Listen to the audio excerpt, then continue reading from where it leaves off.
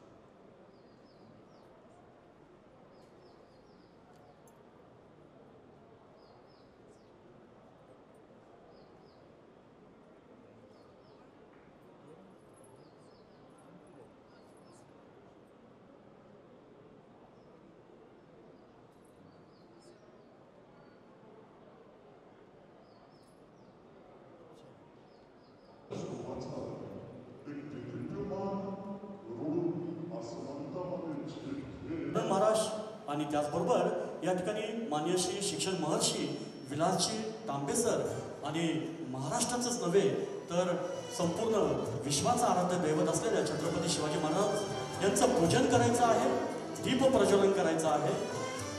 गीत सादर आहे तो शक्ती दे.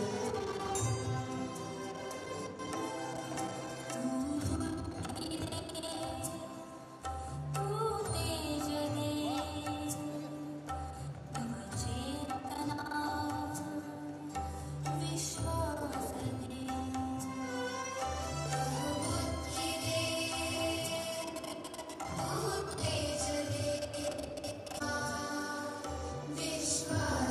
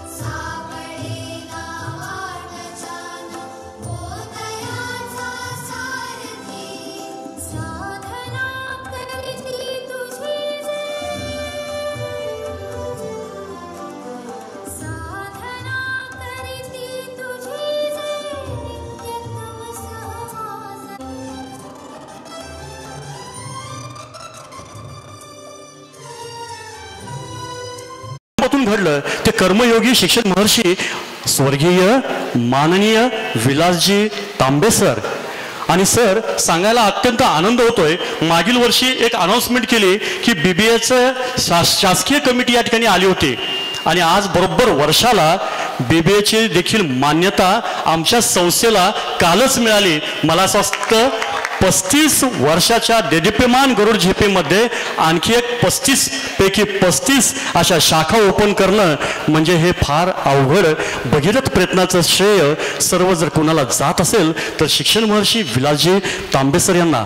आजच्या या कार्यक्रमाचं औचित्य साधत अनेक मान्यवर या ठिकाणी उपस्थित झालेले आहेत. माननीय बाळासाहेबजी डोंबरे, संचालक गजानन महाराज बिगर शेती पतपेढी, माननीय श्री शरदजी ताजने, महाराष्ट्र स्तरावरील इतिहासकार, तसेच शिवाजी कुलवडे, उपाध्यक्ष मनसे जुन्नर तालुका, माननीय तानाजी शेख तांबे, अध्यक्ष मनसे जुन्नर तालुका, जयसिंगजी तांबे, ओतूर शहर अध्यक्ष मनसे, महादेवजी ओतूरकर, अध्यक्ष ज्येष्ठ नागरिक संघ, तानाजी शेख तांबे, मनसे अध्यक्ष, सचिन शेठजी तांबे, उद्योजक स्टार प्लसचे प्रोप्रायटर, त्याचबरोबर नंदू शेठजी भोर, त्याचबरोबर पत्रकार बंधू देखील या ठिकाणी उपस्थित झालेले आहेत.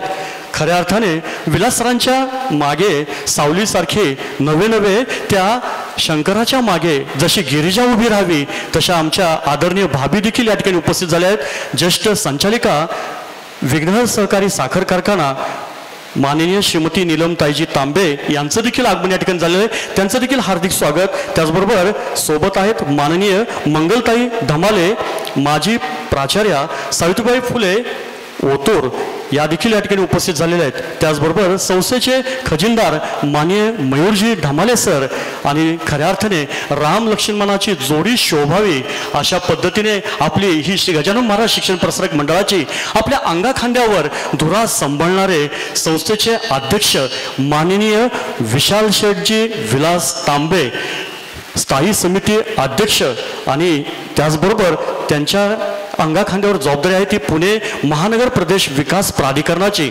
अत्यंत लीलाया स्वरूपाची ही जबाबदारी पेलणारे आमचे अध्यक्ष आणि त्यांना 7 मधून घडलं ते कर्मयोगी शिक्षक महर्षी स्वर्गीय माननीय विलासजी तांबे सर.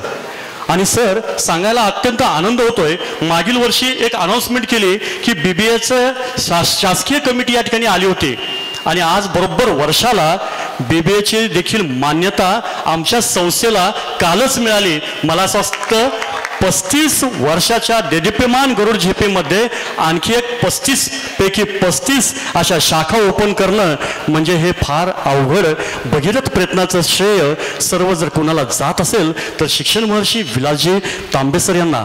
आजच्या या कार्यक्रमाचं औचित्य साधत अनेक मान्यवर या ठिकाणी उपस्थित झालेले आहेत. माननीय बाळासाहेबजी डोंबरे, संचालक गजानन महाराज बिगर शेती पतपेढी, माननीय श्री शरदजी ताजने, महाराष्ट्र स्तरावरील इतिहासकार, तसेच शिवाजी कुलवडे, उपाध्यक्ष मनसे जुन्नर तालुका, माननीय तानाजी शेख तांबे, अध्यक्ष मनसे जुन्नर तालुका, जयसिंगजी तांबे, ओतूर शहर अध्यक्ष मनसे, महादेवजी ओतूरकर, अध्यक्ष ज्येष्ठ नागरिक संघ, तानाजी शेख तांबे, मनसे अध्यक्ष, सचिन शेठजी तांबे, उद्योजक स्टार प्लसचे प्रोप्रायटर, त्याचबरोबर नंदू शेठजी भोर, त्याचबरोबर पत्रकार बंधू देखील या ठिकाणी उपस्थित झालेले आहेत. खऱ्या अर्थाने विलास सरांच्या मागे सावलीसारखे नवे त्या शंकराच्या मागे जशी गिरिजा उभी राहावी तशा आमच्या आदरणीय भाभी देखील या ठिकाणी उपस्थित झाल्या आहेत. ज्येष्ठ संचालिका विघ्नहर सहकारी साखर कारखाना माननीय श्रीमती नीलमताईजी तांबे यांचं देखील आगमन या ठिकाणी झालेलं आहे. त्यांचं देखील हार्दिक स्वागत. त्याचबरोबर सोबत आहेत माननीय मंगलताई धमाले, माजी प्राचार्या सावित्रीबाई फुले ओतूर या देखील या ठिकाणी उपस्थित झालेले आहेत. त्याचबरोबर संस्थेचे खजिनदार माननीय मयूरजी धमाले सर आणि खऱ्या अर्थाने राम लक्ष्मणाची जोडी शोभावी अशा पद्धतीने आपली ही श्री गजानन महाराज शिक्षण प्रसारक मंडळाची आपल्या अंगाखांद्यावर धुरा सांभाळणारे संस्थेचे अध्यक्ष माननीय विशाल शेठजी विलास तांबे, स्थायी समिती अध्यक्ष, आणि त्याचबरोबर त्यांच्या अंगाखांद्यावर जबाबदारी आहे ती पुणे महानगर प्रदेश विकास प्राधिकरणाची. अत्यंत लीलाया स्वरूपाची ही जबाबदारी पेलणारे आमचे अध्यक्ष आणि त्यांना 7 लक्ष्मणासारखे म्हणजेच आमचे माननीय वैभव शेठजी विलासजी तांबे या सर्वांचंच आणि त्याचबरोबर शैक्षणिक, सामाजिक, राजकीय, आर्थिक, आध्यात्मिक अशा विविध स्तरावरून उपस्थित असलेल्या सर्व मान्यवरांचं श्री गजानन महाराज प्रसारक मंडळ आपलं हार्दिक हार्दिक स्वागत करीत आहेत. अनेक महाविद्यालयांचे मुख्याध्यापक, प्राचार्य, शिक्षक. मी ज्यावेळेस भाषणाला उभा आहे त्यावेळेस बाबर सरांना सांगायला हरकत नाही की एक्झॅक्ट 12 वाजलेले. त्यामुळे मला खाली बसणाऱ्या प्रत्येकाची काळजी आहे. त्यामुळे अधिक भाषण न करता गजानन महाराज शिक्षण प्रसारक मंडळाच्या आजच्या या 35व्या वर्धापन दिनाच्या निमित्ताने ज्यांची आपण बऱ्याच आतुरतेने वाट पाहतोय आणि खऱ्या अर्थानं आपण जरी वाट पाहत असलो तरी ते सुद्धा आपल्यासाठीच सातारा जिल्ह्यातील कराडवरून आज या कार्यक्रमासाठी विशेष करून उपस्थित राहिलेले आहेत असे माननीय प्राध्यापक डॉक्टर विनोद बाबर सर, व्यासपीठावर उपस्थित आमचे मार्गदर्शक आदरणीय बाळासाहेब डुंबरे, मनसेचे अध्यक्ष तानाजी शेठ तांबे, माजी सरपंच आणि संचालक धनंजयजी डुंबरे, संस्थेचे मार्गदर्शक आदरणीय गंगारामबुवा डुंबरे, आदरणीय शरदजी ताजने, व्यासपीठावर उपस्थित संस्थेचे सर्व मानद सचिव सन्माननीय वैभव शेठ तांबे, सर्व सन्मान्य व्यासपीठ उपस्थित सर्व ग्रामस्थ, मोठ्या संख्येने जमलेले सर्व शिक्षक, विद्यार्थी मित्र आणि विशेष करून उपस्थित असलेले सर्व पत्रकार. आपण आपल्या संस्थेच्या संस्थापक संचालिका आणि विघ्नर सहकारी साखर कारखान्याच्या ज्येष्ठ संचालिका आमच्या मातोश्री आदरणीय नीलमताई तांबे, आमच्या आत्या मंगलताई ढमाले, सर्व उपस्थित सन्मान्यांचं आपलं सर्वांचंच या ठिकाणी मी संस्थेच्या वतीने मनपूर्वक स्वागत करतो. विनोद बाबर सरांचे आपण सर्वांनीच पुन्हा एकदा टाळ्या वाजवून मनपूर्वक स्वागत करावं. सरांना आपण ऐकावं अशी माझी स्वतःची देखील इच्छा होती आणि म्हणून आज आमच्या सर्व मित्रपरिवाराच्या आग्रहाखातर सरांना आज या कार्यक्रमासाठी निमंत्रित केलं. या संस्थेची मुहूर्तमेढ ज्यांनी रोवली आणि ज्यांनी अतिशय कष्टातून या संस्थेची वाटचाल सुरुवात केली असे संस्थेचे संस्थापक शिक्षण महर्षी शिवनेरभूषण स्वर्गीय विलासराव तांबे सर यांच्या देखील पवित्र स्मृतीस विनम्र असं अभिवादन करतो. 9 ऑगस्ट 1990 रोजी ओतूर इथल्या आपल्या पांढरी मारुतीच्या मंदिरामध्ये गजानन महाराज शिक्षण प्रसारक मंडळाची स्थापना झाली आणि बोल करता गेल्या 35 वर्षामध्ये संस्थेने आज फक्त उत्तर पुणे जिल्ह्यामध्येच कार्यरत न राहता तर संपूर्ण पुणे जिल्हा हे कार्यक्षेत्र करत आळंदीसारखं ठिकाण असेल, त्याचबरोबर पुणे शहर असेल, अशा विविध ठिकाणी संस्थेच्या 32 शाखांच्या माध्यमातून एक मोठा शैक्षणिक विस्तार उभा केला आहे. मला वाटतं की वर्धापन दिन हा का करायचा असं मी दरवेळेस म्हणत असतो, पण आपण प्रत्येकजण आपल्या आयुष्यात आपला वाढदिवस करत असतो. खरं तर ते मनुष्यरूपी जीवनात त्याचं 1 वर्ष कमी झालेलं असतं आणि संस्थेरूपी जर संस्थेची वाटचाल पाहिली तर संस्थेचं 1 वर्ष वाढलेलं असतं, पण ते वाढणारं 1 वर्ष त्या पदाधिकाऱ्यांना अधिक जबाबदारीचं सांगत असतं की मागच्या आपल्या पूर्वजांनी काय प्रयत्नातून, काय कष्टातून ही वाटचाल केली आणि ज्यांनी या संस्थेच्या उभारणीमध्ये खारीचा देखील वाटा उचलला असेल त्यांची आठवण करणं, त्यांचं स्मरण करणं आणि इथून मागच्या काळात ज्या पद्धतीने संस्थेने वाटचाल केली त्यापेक्षा अधिक वेगवान वाटचाल करण्यासाठी, अधिक प्रगतिशील वाटचाल करण्यासाठी आपण भविष्यात काय करणार आहोत याचा खऱ्या अर्थाने मागोवा घेण्याचा आजचा हा दिवस आहे. आणि मला वाटतं की म्हणूनच हा वर्धापन दिन सरांपासून आम्ही सातत्याने गेल्या अनेक वर्ष साजरा करतो. मला निश्चितपणे जाणीव आहे की या वर्धापन दिनाला सुद्धा या ठिकाणी भाषण करत असताना काय बोलावं हा प्रश्न माझ्यासमोर सातत्याने असतो. कारण पुढील वर्षी जेव्हा पुन्हा पुढचा वर्धापन दिन येईल तेव्हा आपण आपल्या मनाला आपल्या संस्थेचा लेखाजोखा बघत असताना संस्था ही वाढली पाहिजे, तिच्यातील शैक्षणिक गुणवत्ता वाढवणं हे देखील आत्ताच्या आधुनिक काळाची गरज आहे असं म्हटलं तरी वावगं होणार नाही. निश्चितपणे संस्थेने मोठ्या प्रमाणात आर्थिक सक्षम होण्याचा देखील चांगल्या पद्धतीने प्रयत्न केला आहे.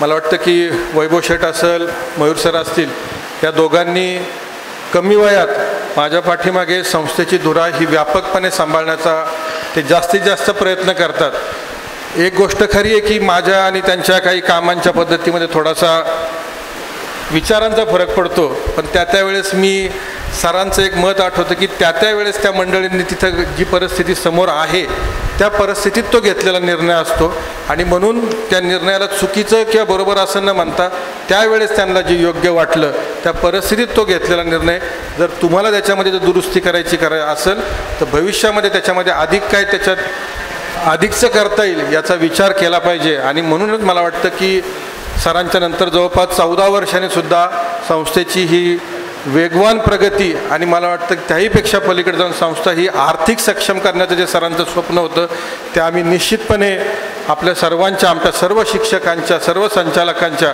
आणि इथल्या सर्व आमच्या सरांचे जे सहकारी आहेत त्या सर्वांच्या मार्गदर्शनातून हे यश आम्ही संपादित करलो आहे।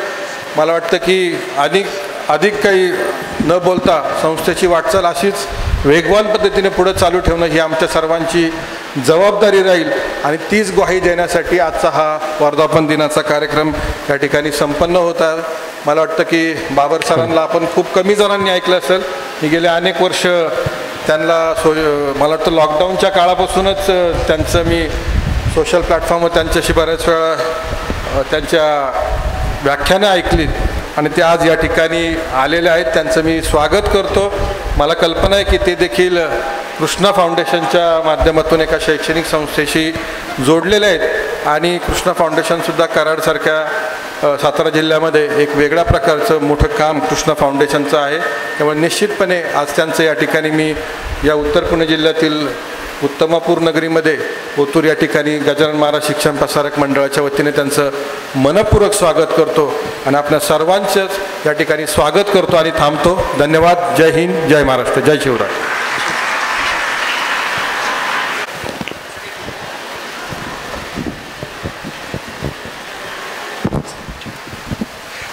धन्यवाद सर।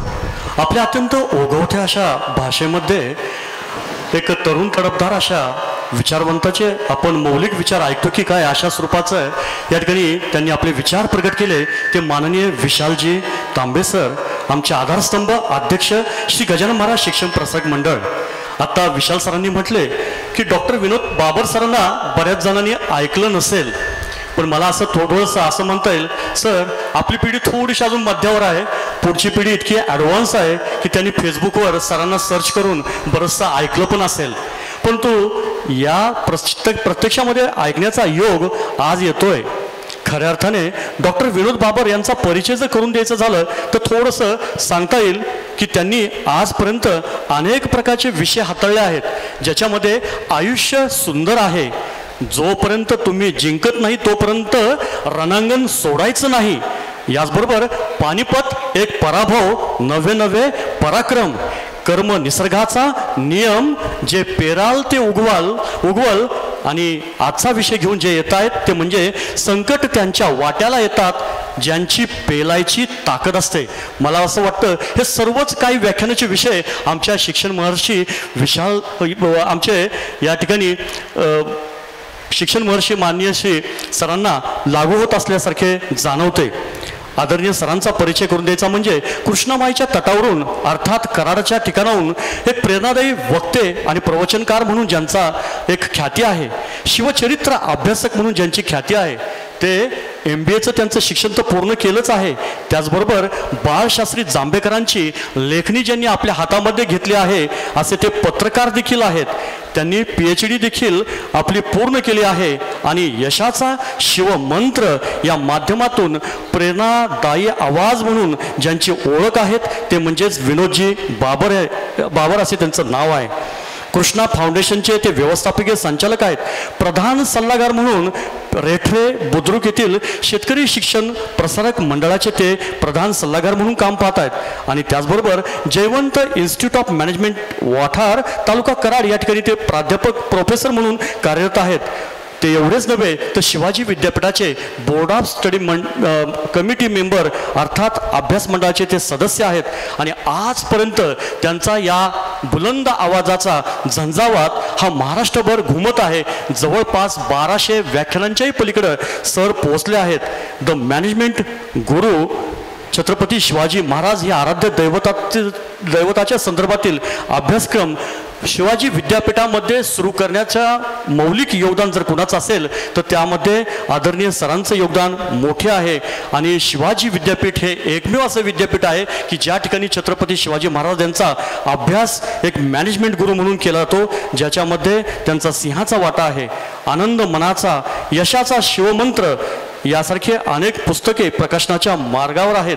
अशा या हरहुन्नरी अशा स्वरूपाचं एक बुलंद आवाज असणाऱ्या डॉक्टर विनोदजी बाबर यांचा सन्मान श्री गजानन महाराज शिक्षण प्रसारक मंडळाचे अध्यक्ष माननीय विशालजी तांबे सर यांना मी विनंती करतो, शाल बुके या ठिकाणी त्यांना देऊन असलेल्या आमच्या ह्या वक्त्यांना देखील कळू द्या. टाळ्यांचा आवाज जरा थंड वाजतोय, पावसाची साथ मिळाली, वक्त्यांची साथ सुद्धा मिळणं गरजेचं आहे. या ठिकाणी पुन्हा मी विनंती करेल की जोरदार टाळ्यांच्या गजरामध्ये आपण या वक्त्यांचं स्वागत करतोय. पुष्पगुच्छ या ठिकाणी देऊन सरांचं स्वागत केलं जात आहे. त्याचबरोबर माननीय वैभव शेठ तांबे सचिव श्री गजानन महाराज शिक्षण प्रसारक मंडळ बरोबर माननीय तानाजी शेठ तांबे अध्यक्ष मनसे जुन्नर यांचं देखील या ठिकाणी आगमन झालेलं आहे. आदरणीय डॉक्टर दामा सर यांना विनंती करतो की आपण या ठिकाणी उपस्थित मान्यवरांचा सत्कार करायचा आहे. त्याचबरोबर माननीय धनंजय शेठ डोंबरे यांचं देखील आगमन या ठिकाणी झालेलं आहे. संचालक विघ्नहर सहकारी साखर कारखाना यांचा सन्मान या ठिकाणी होतोय. त्याचबरोबर माननीय शरदरावजी ताजने सर यांचा सन्मान होतोय. इतिहासकार आमंत्रित करतो आपण व्यासपीठावर येऊन सन्मानी अतिथींचा सत्कार करायचा आहे. महाराष्ट्राच्या राज्यस्तरावरील हे इतिहासकार शरदरावजी ताजने यांचा सन्मान होतोय. त्याचबरोबर बाळासाहेबजी डोंबरे यांचा सन्मान आदरणीय मयूर शेठ यांना मी विनंती करतो की आपण व्यासपीठावर यायचं आहे. आमच्या बऱ्याचशा व्यक्ती व्यासपीठाच्या मागे असतात, परंतु या ठिकाणी त्यांचं कर्तृत्व मोठं आहे. त्याचबरोबर ज्येष्ठ नागरिक संघाचे जुन्नरचे अध्यक्ष माननीय वामनरावजी ओतुरकर यांचे देखील शुभाशीर्वाद या ठिकाणी लाभले आहेत. त्यांचा देखील सन्मान या ठिकाणी होत आहे. माननीय धनंजय शेठ डोंबरे यांचा देखील सन्मान या ठिकाणी होतोय. या ठिकाणी पुस्तक स्वरूपामध्ये भेट आणि गुलाब पुष्प देऊन त्यांचा सन्मान होतोय.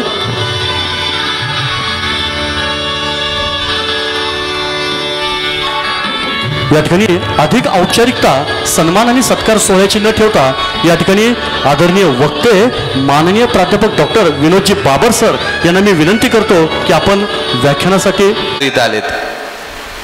खरंच विशाल सर तुमची आणि इथं सगळ्या जमलेल्या कमी करा तुम्ही आणि इथं जमलेल्या सर्व विद्यार्थ्यांची, शिक्षकांची आणि ग्रामस्थांची मनापासून माफी मागतो. मित्रांनो, आयुष्यात आल्यानंतर काही करा, कुणाचं काही घ्या. एक परी एखाद्याचे पैसे घेतले तरी चालतात, एखाद्याची प्रॉपर्टी घेतली चालते, एखाद्याची बिल्डिंग घेतली तरी चालते, परंतु आयुष्यात येऊन कधी कुणाचा वेळ घेऊ नका. कारण एखाद्याचे घेतलेले पैसे परत देता येतात, एखाद्याची घेतलेली प्रॉपर्टी परत देता येते, परंतु आयुष्यात आल्यानंतर कधी कुणाचा घेतलेला वेळ परत देता येत नाही. मित्रांनो, मी आपला वेळ घेतला त्याबद्दल पहिल्यांदा आपली दिलगिरी व्यक्त करतो. काही करा. आणि एक सांगतो, जोपर्यंत तुमची वेळ असते का नाही तोपर्यंत परका पण म्हणतो ह्यो माझा पाहुणा आहे. आणि जेव्हा तुमची वेळ बदलती ना, घरातली देखील माणसं तुमच्याकडे तोंड फिरवतात. जोपर्यंत वेळ आहे ना तोपर्यंत त्याचा योग्य सन्मान करा. आणि ज्याला वेळेचा सन्मान करायला जमलं ना तीच माणसं आयुष्यात यशस्वी झाली. मित्रांनो, मला सांगा, तुमच्यापेक्षा जगातल्या कुठल्याही माणसाला एक सेकंद वाढवून मिळाला नाही. जगात जेवढी जेवढी यशस्वी माणसं झाली ना, मग माझे छत्रपती शिवाजी महाराज असू द्या, तुकोबाराय असू द्या, माझे ज्ञानेश्वर माऊली असू द्या, सचिन तेंडुलकर असू द्या, बिल गेट्स असू द्या, धीरूभाई अंबानी असू द्या, नाहीतर टाटा असू द्या, या कुठल्याही व्यक्तीला आपल्यापेक्षा एक सेकंद जादा मिळाला नाही. मग मला सांगा, हीच माणसं यशस्वी का? जगात एवढीच माणसं यशस्वी का झाली?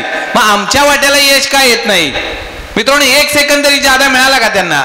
एकालाही मिळालं नाहीच, प्रत्येकाला फक्त 24 तास मिळाले. परंतु हीच माणसं जगात यशस्वी झाली मित्रांनो एवढ्यासाठी झाली की त्यांना कळलं या 24 तासातला सेकंदाचा वापर कसा करायचा, या 24 तासातला मिनिटाचा वापर कसा करायचा, या 24 तासातला दिवसाचा वापर कसा करायचा आणि या दिवसाचा आणि महिन्याचा आणि वर्षाचा वापर कसा करायचा हे या लोकांना कळलं. आम्हाला आज कळतच नाही ना विशाल सर की 24 तास जातात कुठं. मला इथं सांगा, इथं अँड्रॉइड मोबाईल कुणाला वापरता येत नाही असं जर कोण असेल तर हात वर करा. आपल्याला सत्कार घ्यायचा आहे सर त्यांचा.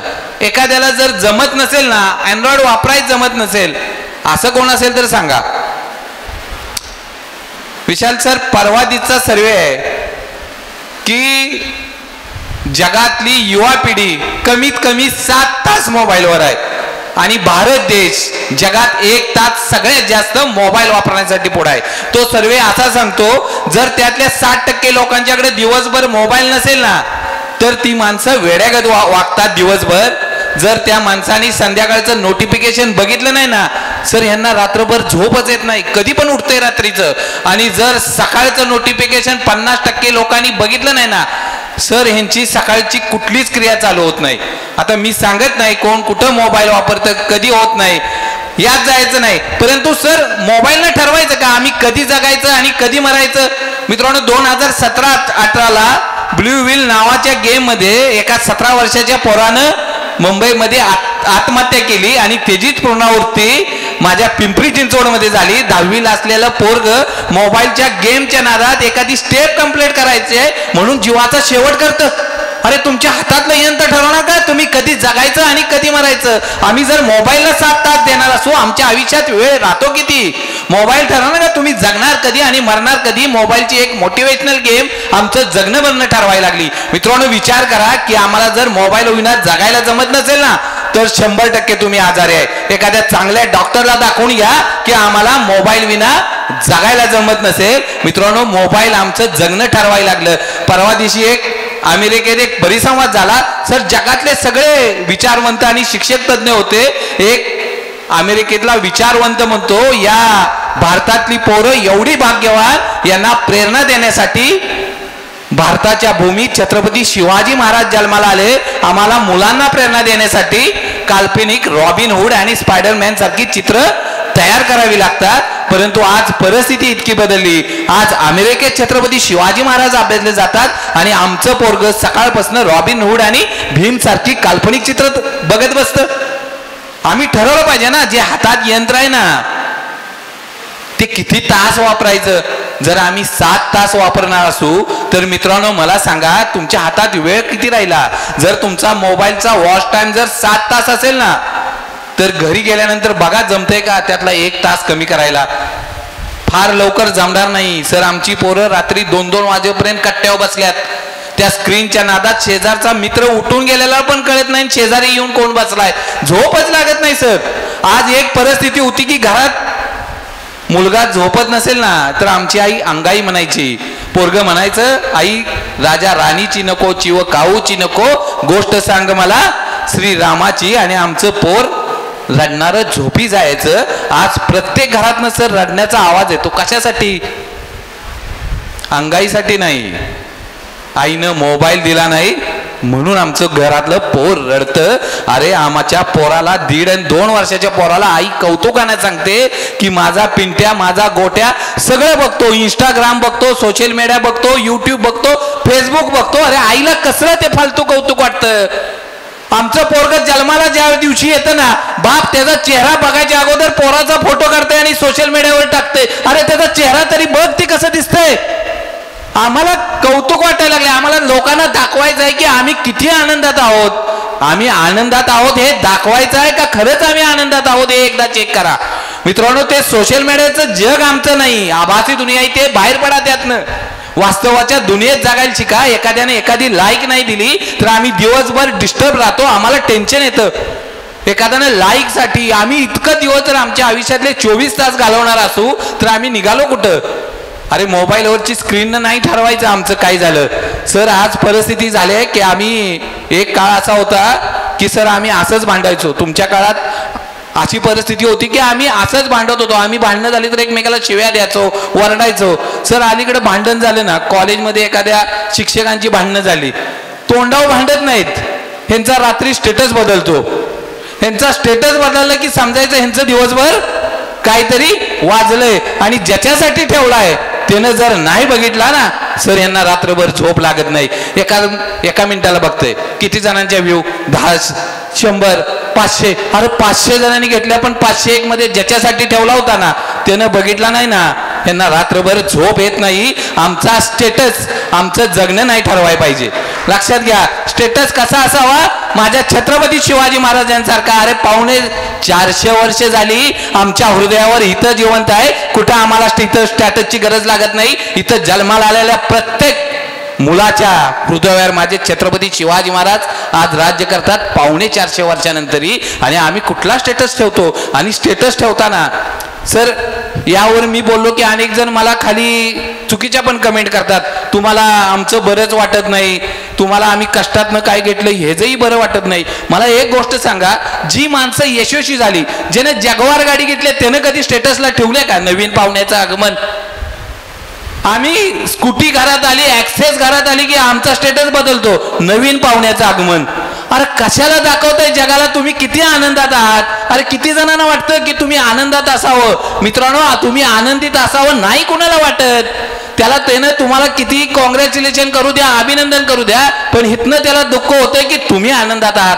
मित्रांनो, जगाला दाखवण्याच्या नादातच पडू नका की तुम्ही किती आनंदात आहात. नका आमचा स्टेटस बदलू द्या, काही फरक पडत नाही. इतरांचा स्टेटस बदलण्याच्या नादात आमचा स्टेटस किती खालती आला.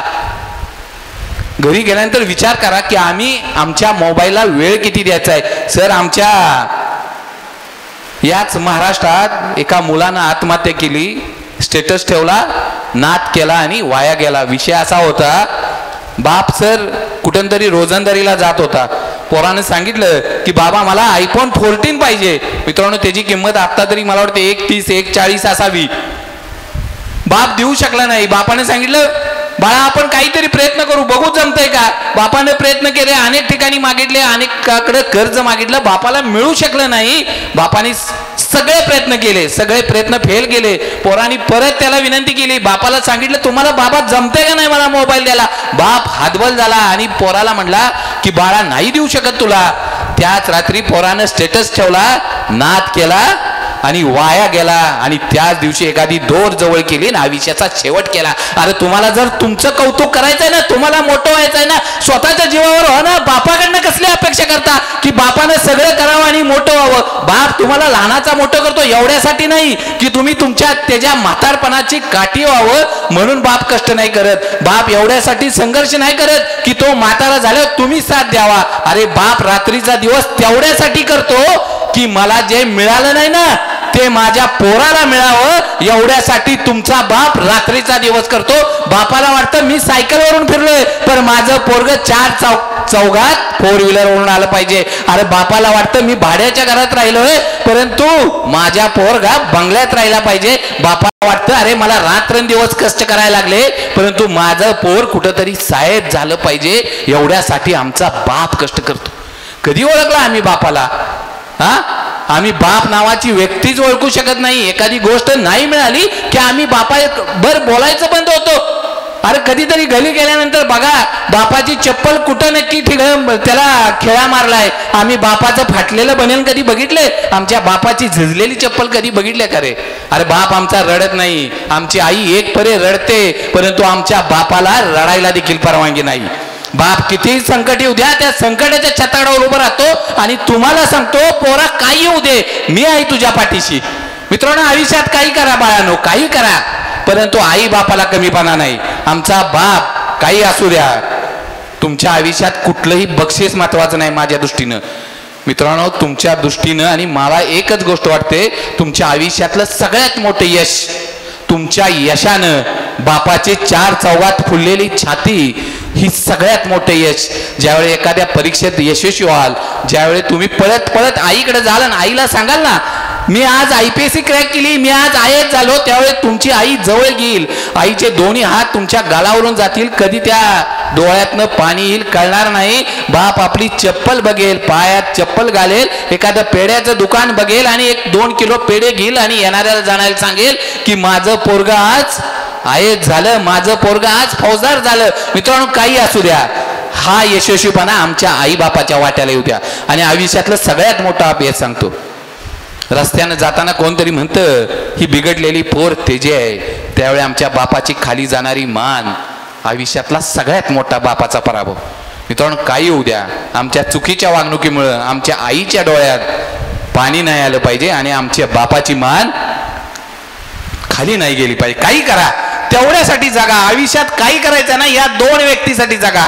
मित्रांनो, काही नाही रे, अजून आमचा बाप तुकार मोबाईल वापरतो, पण तुम्ही घरी गेल्यानंतर म्हणला ना अँड्रॉइड पाहिजे, 20,000चा बाप अँड्रॉइड मोबाईल आणून देतो. बापानं आमची कपडे कधी दिवाळीलाही घेतली नाहीत रे, परंतु तुम्ही कॉलेजला येताय म्हणल्यावर तुम्हाला नवीन कपडे देतो. आमच्या बापाला जर म्हणला ना की मी कॉलेजला निघालोय, मला ब्रँडेड कॅम्पसचा बूट पाहिजे, बाप दुकानात जाऊन घेतो, परंतु आपली चप्पल 10 वेळा खेळ मारून वापरतो रे.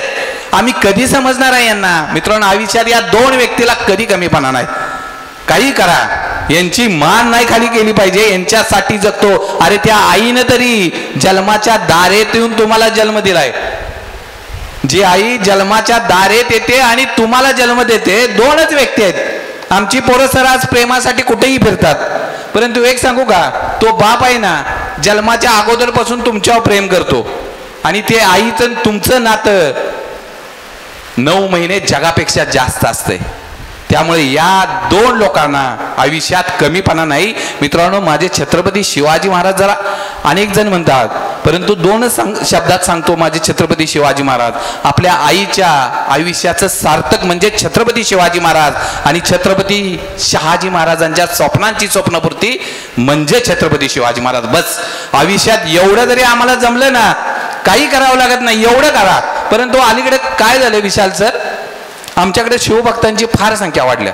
म्हणजे तुम्ही मागाची मी म्हणलो की अलीकडे आम्ही अशा शुभेच्छा पण देत नाही, म्हणजे तोंडावर देतच नाही. आम्ही शुभेच्छा कुठं पाहिजेत, आम्हाला ग्रुपमध्ये पाहिजेत, व्हॉट्सअपमध्ये पाहिजेत, त्यानं स्टेटस ठेवला पाहिजे. परवा दिवशी एका मित्राला मी सर सकाळी फोन करून शुभेच्छा दिल्या होत्या, तुला वाढदिवसाच्या हार्दिक शुभेच्छा. ती 11:30ला माझ्याकडे रात्री भांडा आलंय. अरे म्हणलो, तो म्हणला शुभेच्छा नाही दिल्या तू. अरे म्हटलं स्टेटस कुठं ठेवला होता माझा, तुझ्या शुभेच्छाला कोण खातंय? आमची अडचण अशी होत्या, आम्हाला स्टेटसवर शुभेच्छा दिल्या ना तर आम्हाला बरं वाटतंय. तुमच्या माहितीसाठी सांगतो, आमच्याकडे छत्रपती शिवाजी महाराज आम्ही बरोबरच घेऊन पडतोय. प्रत्येकाला वाटतंय की मी छत्रपती शिवाजी महाराजांचा मावळा असावा. आमच्याकडे आज सर प्रत्येक ठिकाणी छत्रपती शिवाजी महाराज आहेत. कुणाच्या लॅकेटमध्ये आहेत, कुणाच्या हातावर टॅटू काढलाय, कुणाच्या टी शर्टवर आहे. मित्रांनो, तुम्ही नक्की छत्रपती शिवाजी राजांचे मावळे व्हा, परंतु ते आत्मसात केलं पाहिजे ना. असं होत नाही ते छत्रपती शिवाजी महाराज आणि मी म्हणजे छत्रपती शिवाजी महाराज, हे एकत्वाचं नातं निर्माण व्हायला पाहिजे. त्याच वेळी आयुष्याची आमच्या प्रगती पुढे जाईल. नाहीतर आम्ही जिथं आहोत ना, नुसतं आम्ही छत्रपती शिवाजी महाराज की जय म्हणायचं आणि पुढे जायचं, पण आम्ही छत्रपती शिवाजी महाराज घेणार कधी? मित्रांनो, तुमच्या मुखात माझ्या छत्रपती शिवाजी महाराजांचा जयघोष अवश्य असावा, परंतु त्या मुखातून कधी दारूचा आणि गुटख्याचा वास येता कामा नये. तुमच्या हातावर माझ्या छत्रपती शिवाजी महाराजांचा टॅटो अवश्य असावा, पण तुमच्या हातातून कुठलंही वाईट काम होता कामा नये. तुमच्या 2 डोळ्याच्या मध्ये नक्की अष्टगंध लावा, परंतु त्याच डोळ्याने येणाऱ्या जाणाऱ्या कुठल्याही आया बहिणीकडे वाईट नजरेने बघू नका. ज्या ज्यावेळी माझ्या छत्रपती शिवाजी महाराजांची मूर्ती दिसेल ना, नक्की नतमस्तक व्हा, परंतु त्याच मूर्तीखाली उभं राहून माझ्या येणाऱ्या जाणाऱ्या आया बहिणीकडे वाईट डोळ्यांनी बघू नका. बस, आयुष्यात काही लागत नाही. मित्रांनो, माझ्या छत्रपती शिवाजी महाराजांच्या काळात आमची आई बहीण सुरक्षित होते रे. माझ्या राजाचा अख्ख्या जगभर उल्लेख केला जातो ना, तो तेवढ्यासाठी की मराठ्यांच्या घरातली स्त्री म्हणजे देवाऱ्यातली देवता म्हणून माझ्या राजांचा उल्लेख केला जातो. पण विशाल सर, आज याच छत्रपती शिवाजी महाराजांच्या भूमीत आमची आई बहीण सुरक्षित नाही. कुणासाठी? सकाळी गेलेली माझी पोर संध्याकाळी परत येईल का नाही हे आमच्या आईला काळजी वाटते. कुणापासून आमची आजची दिदी असुरक्षित आहे, कुणापासून आमची ताई असुरक्षित आहे. अरे कट्ट्यावर, नाक्यावर, पान टपरीवर बसलेल्या माझ्याच कुणाकडून दोन मित्राकडनं असुरक्षित आहे ना.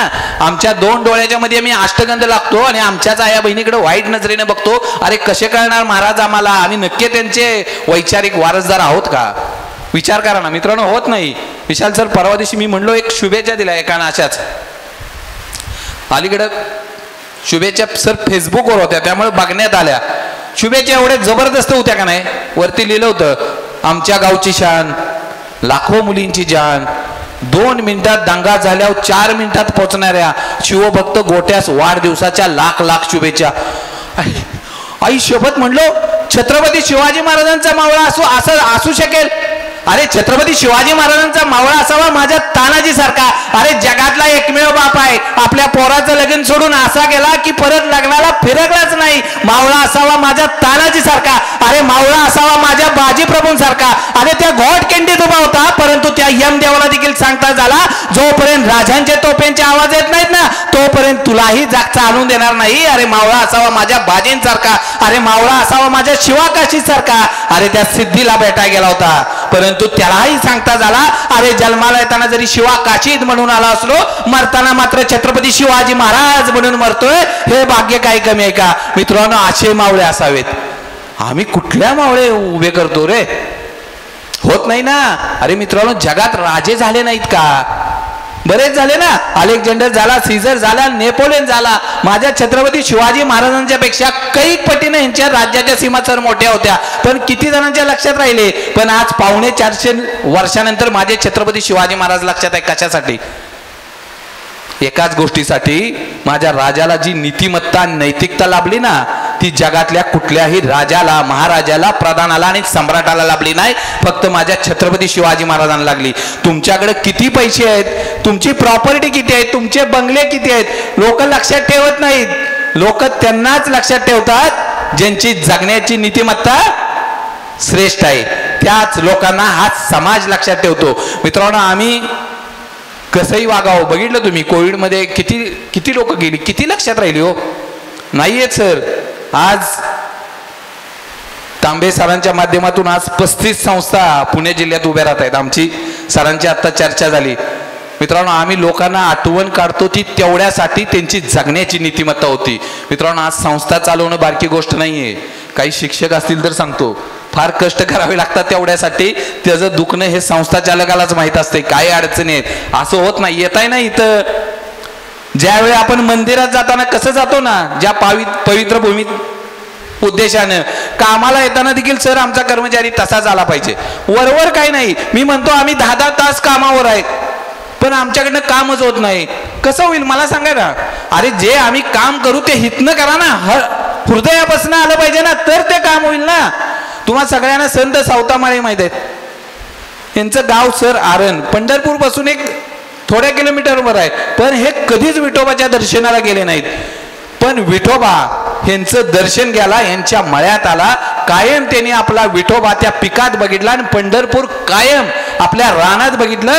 मित्रांनो तुमचा विठोबा तुमच्या विद्यार्थ्यांच्यात आणि तुमचं पंढरपूर श्री गजानन शिक्षण संस्थेतच असलं पाहिजे. त्याशिवाय नाही होत ना. आमचे संत सावतामाळी ज्यावेळी लोक यायची ना त्यांना पाणी द्यायचे, बसायला जागा द्यायचे, सावली द्यायचे आणि जाताना सांगायचे तुम्ही विठोबाच्या दर्शनाला निघालाय तर माझाही नमस्कार विठोबाला सांगा माझ्या. एक दिवस एका वारकरी बुवानी विचारलं माऊली म्हणले तुम्ही तर हाकेच्या अंतरावर राहताय तुम्ही का नाही येत विठोबाच्या दर्शनाला? तर आमचे संत सावतामाळी म्हणतात मी जर माझं काम सोडून जर विठोबाच्या दर्शनाला आलो तर माझ्या विठोबाला तरी आवडेल का? अरे माझा विठोबा याच मळ्यात राहतो, माझा विठोबा याच पिकात डोलतो. मित्रांनो ज्यावेळी आम्ही आमचं कामाचं स्थळ पंढरपूर करू ना त्यावेळेसच कामाचा रिझल्ट मिळेल. मला एक सांगा विशाल सर, आईने केलेला चहा आणि वहिनीने केलेला चहा, तेवढंच पाणी, तेवढी चहा पावडर, तेवढीच साखर, तेवढंच दूध, कुणाचा चांगला होतो सर? आईचाच होतो. मी त्यांना नाही अडचणी टाकत. आईचाच होतो 100%. जे ते प्रेम आहे ना आईचं, ते हर्ट तिथं झालं पाहिजे. आम्ही आमच्या कामावर येतो, कुठलंही मित्रांनो काम करा 100%. आम्ही म्हणतो ना मित्रांनो का, तुम्ही कुठं जन्माला आला काही फरक पडत नाही, तुमची परिस्थिती काही फरक पडत नाही, तुमचे वडील काय करताय काही फरक पडत नाही, तुमचं नशीब फक्त तुम्ही आणि तुम्हीच बदलू शकता. जगातली एकमेव व्यक्ती आहे, तुम्हाला हरवायची ताकद फक्त तुमच्यात आहे. जोपर्यंत तुम्ही ठरवत नाही ना, तर जगातला कुठलाचाही बाप तुम्हाला हरवू शकत नाही. फक्त स्वतःच्या मनाला सांगा की मी 100% जिंकेल, आणि जोपर्यंत जिंकत नाही ना तोपर्यंत रणांगण सोडत नाही. मित्रांनो, जगातला एकमेव प्रॉडक्ट आहे तुम्ही. तुमच्यासारखा माणूस जगात बघितलाय का कधी? अरे देवानं जन्माला घालताना युनिक म्हणून तुम्हाला या ठिकाणी घालवलंय. तुम्ही म्हणजे ब्रँडच आहे रे. लक्षात येते का? तुमच्यासारखा कोण बघितलाय का? जोळा भाऊ बिव कुठं तिकडं परदेशात बिरदेशात टीव्ही पिक्चर मध्ये होतं असं काही नसतंय. तुमच्यासारखं फक्त तुम्हीच आहात, आणि तुम्ही जोपर्यंत ठरवत नाही तोपर्यंत जगातली कुठलीही ताकद मित्रांनो तुम्हाला मागं खेचू शकत नाही. मित्रांनो, तुमच्या माहितीसाठी सांगतो, अमेरिकेत विल्मा रुडाल्फ नावाची एक ऑलिम्पिकपटू होऊन गेली. ही जन्माला आली ना त्यावेळी कमी महिन्याची म्हणूनच जन्माला आली. वडील रेल्वेत हमाली करायचे, आई भांडी धुनी धुवायची, आणि ज्यावेळी ती जन्माला आली त्याच वेळी लोकांनी सांगितलं ही जगू शकणार नाही, आणि तिला लहानपणी पोलिओ झाला, आणि डॉक्टरांनी सांगितलं हिला चालता यायचं नाही, आणि त्यावेळेला तिला चालण्यासाठी रॉडचे पायी बसवण्यात आले, की जिला डॉक्टरांनी सांगितलं होतं की तुला चालता येत नाही, ती विल्मा रुडाल्फ आपल्या आईला म्हणायची, आई मला धावायचं आहे, आई मला धावायचं आहे, आई मला चालायचं आहे. आणि आई म्हणायची बाळा नक्की तू चालशील, नक्की पळशील. अरे जिला चालता येत नव्हतं तिची आई म्हणते तू पळू शकशील. आणि बघता बघता विल्मा शाळेत जायला लागली, शाळेच्या स्पर्धेत उभी राहायला गेली, पडायची उभी राहायची, पण पळण्याचा प्रयत्न करायची. आणि एक दिवस ही विल्मा शाळेतल्या एका स्पर्धेत, जिला डॉक्टरांनी सांगितले तुला उभं राहता यायचं नाही, चालता यायचं नाही, रनिंगच्या स्पर्धेत पहिली येते. मित्रांनो, ही विल्मा ज्यावेळी कॉलेजमध्ये जाते ना त्या सरांना म्हणते सर मला ऑलिम्पिकमध्ये धावायचं आहे. प्रत्येकाला प्रश्न पडतो, लोक चेष्टा करतात, अरे डॉक्टरांनी सांगितलं हिला उभं राहता यायचं नाही, चाला यायचं नाही, कशी तरी चालायला लागल्या, आणि ही पोर म्हणते मला ऑलिम्पिकमध्ये धावायचं आहे. अरे ज्या ठिकाणी जगातली सर्वोत्कृष्ट लोक असतात, ज्या ठिकाणी बेस्ट रनर असतात, त्या ठिकाणी ही पोर म्हणते मला धावायचं आहे, आणि बघता बघता सर पाठीशी उभं राहतात, आणि ही विल्मा ऑलिम्पिक मध्ये सर पळायला उभी राहते. मित्रांनो, जगातली सर्वोत्तम धावपटू तिच्या समोर असते. आणि मित्रांनो, 1 नाही 2 नाही 3 नाही, एकूण 3 गोल्ड मेडल ही विल्मा त्या ऑलिम्पिक मध्ये जिंकते. जिला डॉक्टरांनी सांगितलं होतं तुला चालता यायचं नाही, ती विल्मा जगातली सर्वोत्तम धावपटू. मित्रांनो, देवानं आम्हाला जन्माला घालताना एवढं सगळं देऊन घातलंय ना, आम्ही का कमी पडतो? मग आम्ही आमच्या परिस्थितीवर रडत बसतो, माझ्याकडे हे नाही, माझ्याकडे ते नाही. अरे मी म्हणलो ना, ईश्वरानं तुम्हाला संधी दिली रे तुमच्या 7 पिढ्यांचं कल्याण करायची. एखाद्या श्रीमंताच्या घरी जन्माला आला असता काय करायचं होतं तुम्हाला लोकांच्या लक्षातच राहिला नसता. परंतु ज्यावेळी संघर्षात आणि कष्टात उभं राहाल ना, अरे हा जग देखील त्याची दखल घेतले. तुम्ही आतापर्यंतचा इतिहास बघितला ना, ज्यांच्या वाट्याला अपयश आली ना, ज्यांनी अपयशाच्या यशोगाथा लिहिला ना, तीच माणसं जगात यशस्वी झाली. मित्रांनो, हो का, मी नेहमी सांगतो संकट कोणाच्याच वाट्याला येत नाहीत. देव संकट देताना देखील त्याची क्वालिटी बघूनच देतोय. असं होत नाही की संकट पेलायची ताकद नाही, देव त्याच्या वाट्यालाच जात नाही, देव संकट त्याला देतच नाही, देव त्याच्याच वाट्याला संकट देतो ज्याची ती पेलायची ताकद असते. उगाच येड्या गबड्याच्या वाट्याला हा देव देखील संकट देत नाही. अरे ईश्वराचे आभार माना, देवानं आम्हाला बेस्ट प्रॉडक्ट म्हणून सिलेक्ट केले. जर संकट येत असतील, जर अडचणी येत असतील ना, तर आम्हाला ईश्वराचे आभार मानले पाहिजे की ईश्वरानं आम्हाला त्या पात्रतेचं समजलं. मित्रांनो, त्या पात्रतेचे आहोत म्हणून आमच्या वाट्याला दररोज संघर्ष आहेत. मित्रांनो, जर आमच्या वाट्याला संघर्षच नसतील ना, तर तुमच्या यशालाही काय अर्थ राहणार नाही. 2च पर्याय असतात आयुष्यात जगण्यासाठी. एक, जी परिस्थिती आहे ती मान्य करा आणि रडत कडत आपलं आयुष्य काढा आणि या जगातनं निघून जावा. आणि दुसरी परिस्थिती असते, जी परिस्थिती आले त्या परिस्थितीत संघर्ष करा आणि स्वतःची यशोगाथा निर्माण करा. मित्रांनो, आपल्याला चॉईस करायचं आहे की आमची कुठली परिस्थिती आम्ही बदलायची आहे. मित्रांनो, आम्ही देवाच्या भरोशावर बसलो ना तर आमचं काहीच होणार नाही, कारण तो देव देखील तुमच्या भरोशावर आहे की तुम्ही काहीतरी वेगळं कराल.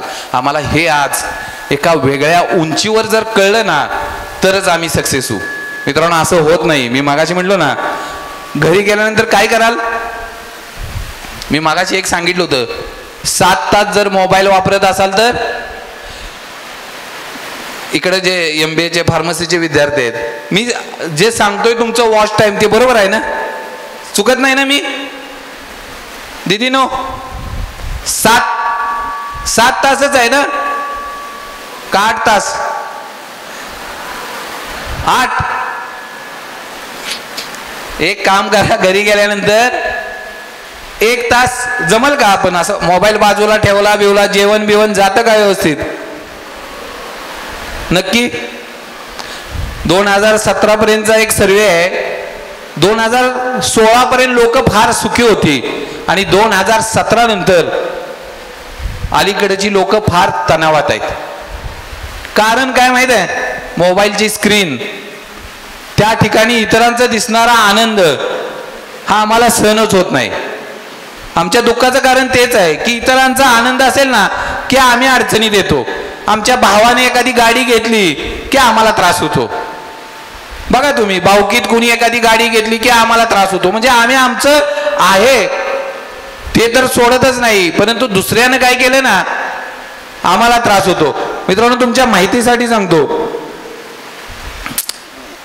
दुर्योधनाला त्याचं राज्य मिळालंच होतं, परंतु आपले वडील आपल्या चुलत भावांना आपलं राज्य देत आहेत, त्यातली काहीतरी गावं देत आहेत, म्हणून सगळं महाभारत घडलं. फक्त 5 गावं मिळाली नाहीत ना, म्हणून अख्खं महाभारत घडलं. आम्ही आमच्या जवळच्या लोकांच्यात आनंद मानायला सुरुवात करा.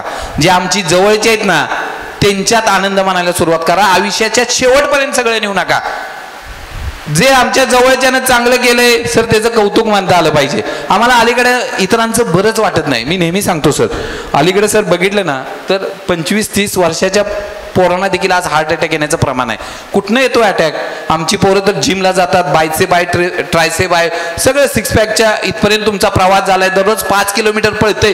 कुठनं येतो हा अटॅक? येतो म्हणजे कुठून येतो? कुठून येतो? असं येतं का?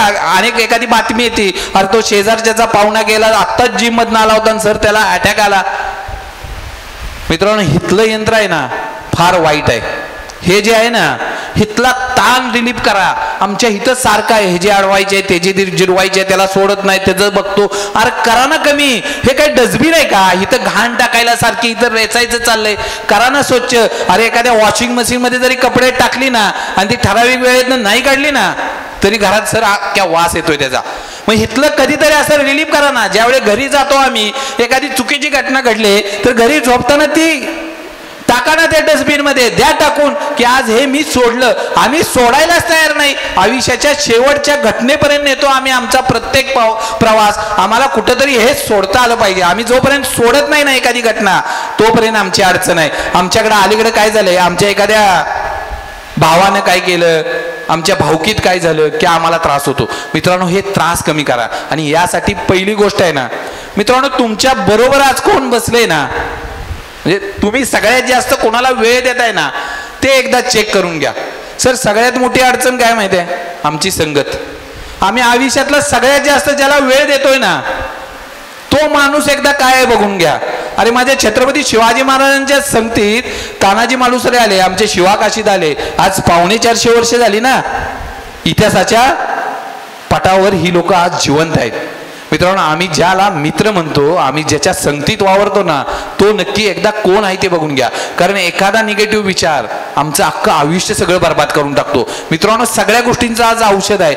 एखादा कॅन्सर झालेला माणूस देखील अनेक दिवस जिवंत राहू शकतो, त्याचा कॅन्सर बरा होऊ शकतो. एखाद्याला शुगर झालेली पण बरी होईल, एखादा आजार झालेला बरा होईल. परंतु एखाद्याचा निगेटिव्ह विचार हा आम्हालाही वाईट ठरवतो आणि आमच्या आजूबाजूच्याने देखील बर्बाद करून टाकतो. एक विचार ज्यावेळी घरी घेऊन जाताय ना, आमच्या मित्रांनी सांगितलं तर तुम्हाला माहित आहे, जर प्रसाद म्हणून सकाळी चणे दिले मंदिरात साखरेबरोबर तर त्याचा प्रसाद होतो, आणि तेच चणे रात्री जर बारला ठेवले तर त्याचा काय होतो?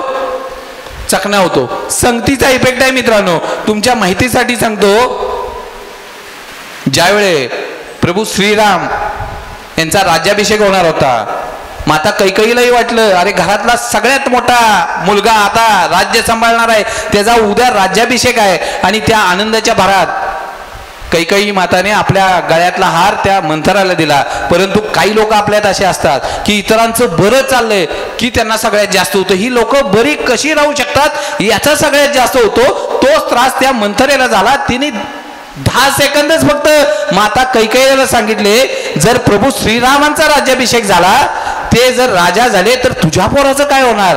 मित्रांनो, त्या 10 सेकंदाच्या वाक्यानं ज्या प्रभू श्रीरामांचा राज्याभिषेक होणार होता ना, त्यांना 14 वर्षाचा वनवास मिळाला आणि दशरथ महाराजांना स्वर्गवास मिळाला.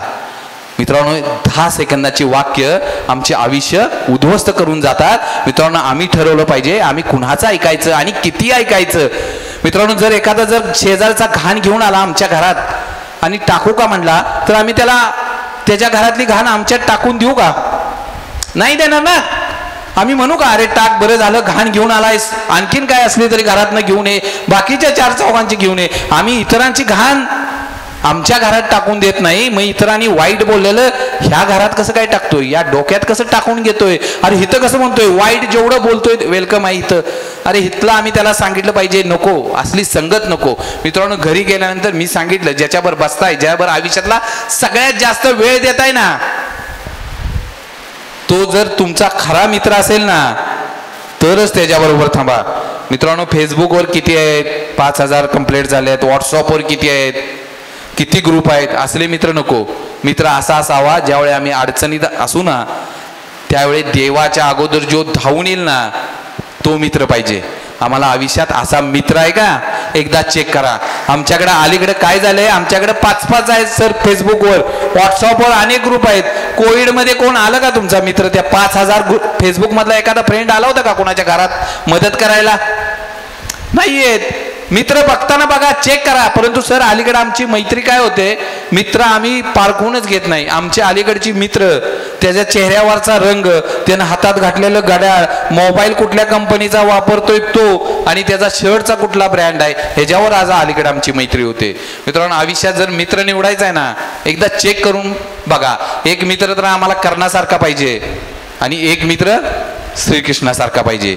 ज्यावेळी तुम्ही अडचणीत असाल, काही असू द्या, तुम्ही बरोबर का चूक, त्यावेळी कर्ण तुमच्या पाठीशी उभा राहायला पाहिजे आणि तुमचा कान धरण्याचा अधिकार म्हणून श्रीकृष्ण आमच्या बरोबर पाहिजेत. मित्रांनो, आयुष्यात मार्गदर्शक फार महत्वाचा असतो.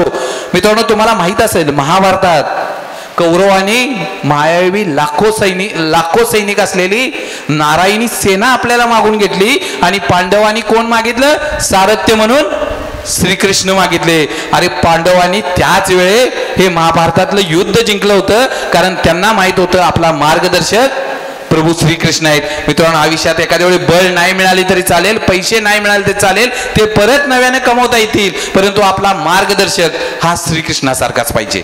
मित्रांनो, आयुष्यात आमच्या बरोबर कोण आहे, आम्हाला कोण कन्सल्ट करतं, हे एकदा चेक करा. कारण काय होतं, आम्ही आमचं आयुष्य चालवतच नाही. आमच्या आयुष्याचा रिमोट हा सर दुसऱ्याच्या हातात असतो. बघून घ्या, दुसऱ्याला इम्प्रेस करण्यासाठी, दुसऱ्याला काय वाटावं यासाठी आम्ही जगतो. त्याला काय वाटेल, अरे काय वाटायचं ते वाटू दे ना, आपलं आयुष्य आहे, आपण ठरवलं पाहिजे. आपल्या आयुष्याचा रिमोट त्याच्या हातात कशासाठी? आमचे आयुष्य इतरांनी डेव्हलप करावी, इतरांनी हँडल करावी असं होत नाही ना. आमचं आयुष्य हे आम्हीच ठरवलं पाहिजे. इतरांच्यासाठी जगू नका. जो निर्णय घ्यायचा आहे ना, 100% तुम्हाला योग्य वाटतोय तोच निर्णय घ्या. कुठलीही परिस्थिती आड येणार नाही. काही होऊ द्या, मित्र फक्त चांगल्या संगतीत ठेवा. मित्रांनो, मी आत्ता म्हटलं तुम्हाला, तुमच्या शेजारी कोण बसतोय बघून घ्या.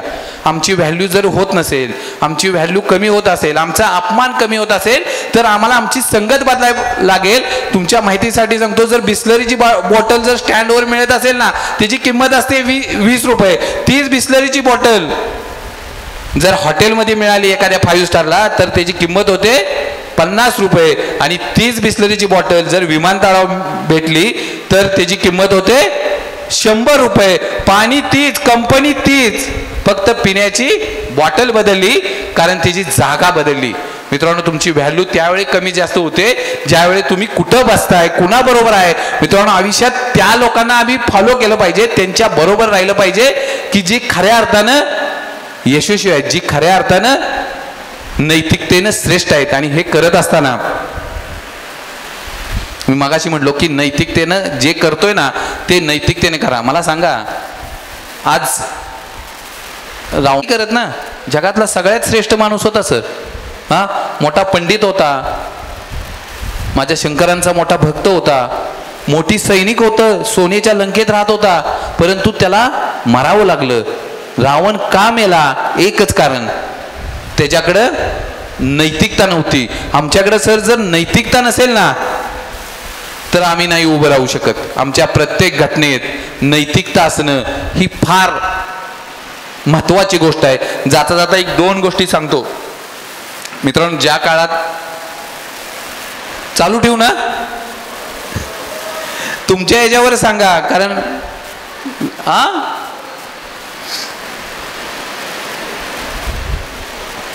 झालाय का? रिलॅक्स झाला असेल तर मला थोडस सांगा फक्त.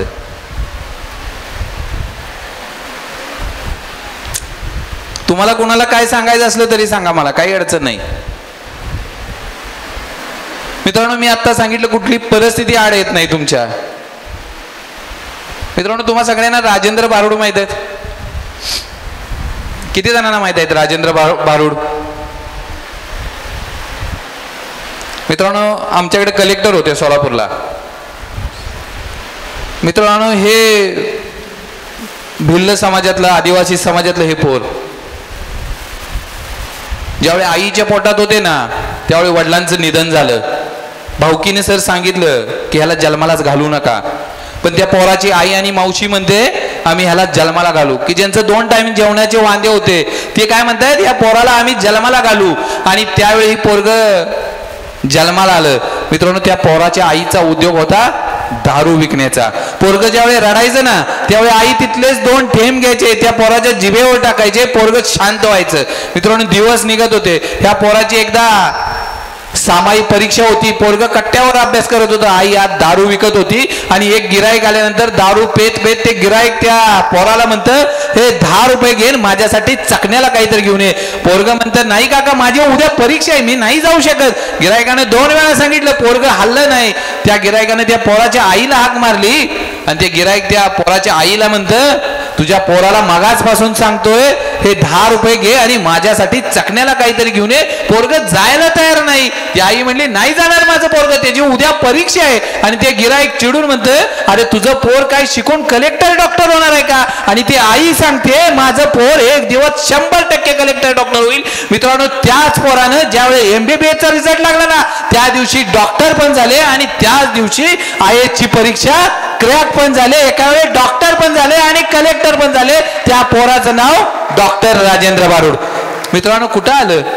परिस्थिती कुठं आली अडचणीची? काय होतं? ज्या पोराची आई दारू विकत होती ती पोरग जर कलेक्टर होतं तर आम्ही तर अँड्रॉइड फोन घेऊन कॉलेजला येतोय, मग आमची पावलं का पाठीमागं पडतात? मित्रांनो, आयुष्यात तुम्हाला नंतर 5 वर्षांनी कोण नाही विचारणार की तू कुठला फोन वापरत होता, कॉलेजला जाताना कुठला ड्रेस घालत होता, कॉलेजमध्ये किती दंगा केलाय, कुठली लेक्चर केली नाहीत. तुम्हाला 5 वर्षाने एवढंच विचारलं जाईल वयाच्या 25व्या वर्षी की पोरा तू काय करतोस, तू काय करतोस, हे महत्वाचं आहे. आणि त्यावेळी जर आम्ही म्हणू ना की अजून जॉबच लागला नाही, यासारखी दुर्दैवाची गोष्ट नाही. मित्रांनो, जर बघितलं ना आज 25, 30, 35 वर्ष झाली, आज मुलांची लग्न पण ठरत नाहीत सर. आमच्या सोलापूरला पोरांनी मोर्चा काढला, लग्न ठरत नाहीत म्हणून सर. किती म्हणजे आज 40 वर्ष झाली, मुली मिळून झाल्यात, अशी परिस्थिती झाली. मग आम्ही ठरवलं पाहिजे ना की आम्ही काय व्हावं. मित्रांनो, आणि 40 वर्षानंतर सर आम्ही जगतच नाही, आम्हाला फक्त BP आणि शुगरच्याच गोळ्या अलीकडे जगवायला लागल्यात. सांगा ना काय आहे? अरे माझ्या छत्रपती शिवाजी महाराजांनी फक्त 35 वर्षात स्वराज्य निर्माण केलं. किती? वयाच्या 15व्या वर्षी छत्रपती शिवाजी महाराजांनी स्वराज्याची शपथ घेतली आणि त्यानंतर माझ्या छत्रपती शिवाजी महाराजांनी फक्त 35 वर्षात काही गावांची वतनदारी ते 361 किल्ल्यांचं स्वराज्य, एवढं मोठं साम्राज्य निर्माण केलं. मित्रांनो, आम्ही काय करतो? आम्ही वय 40 झाली तर आम्ही सेटल नाही. आमच्याकडे फक्त फेसबुकचे 5000 मित्र आहे, इंस्टाचे फॉलोअर आहेत, ह्याच्यापेक्षा आमचं करिअर काय कोण नाही विचारणार. आणि मित्रांनो, तुमचं काही निघत नाही.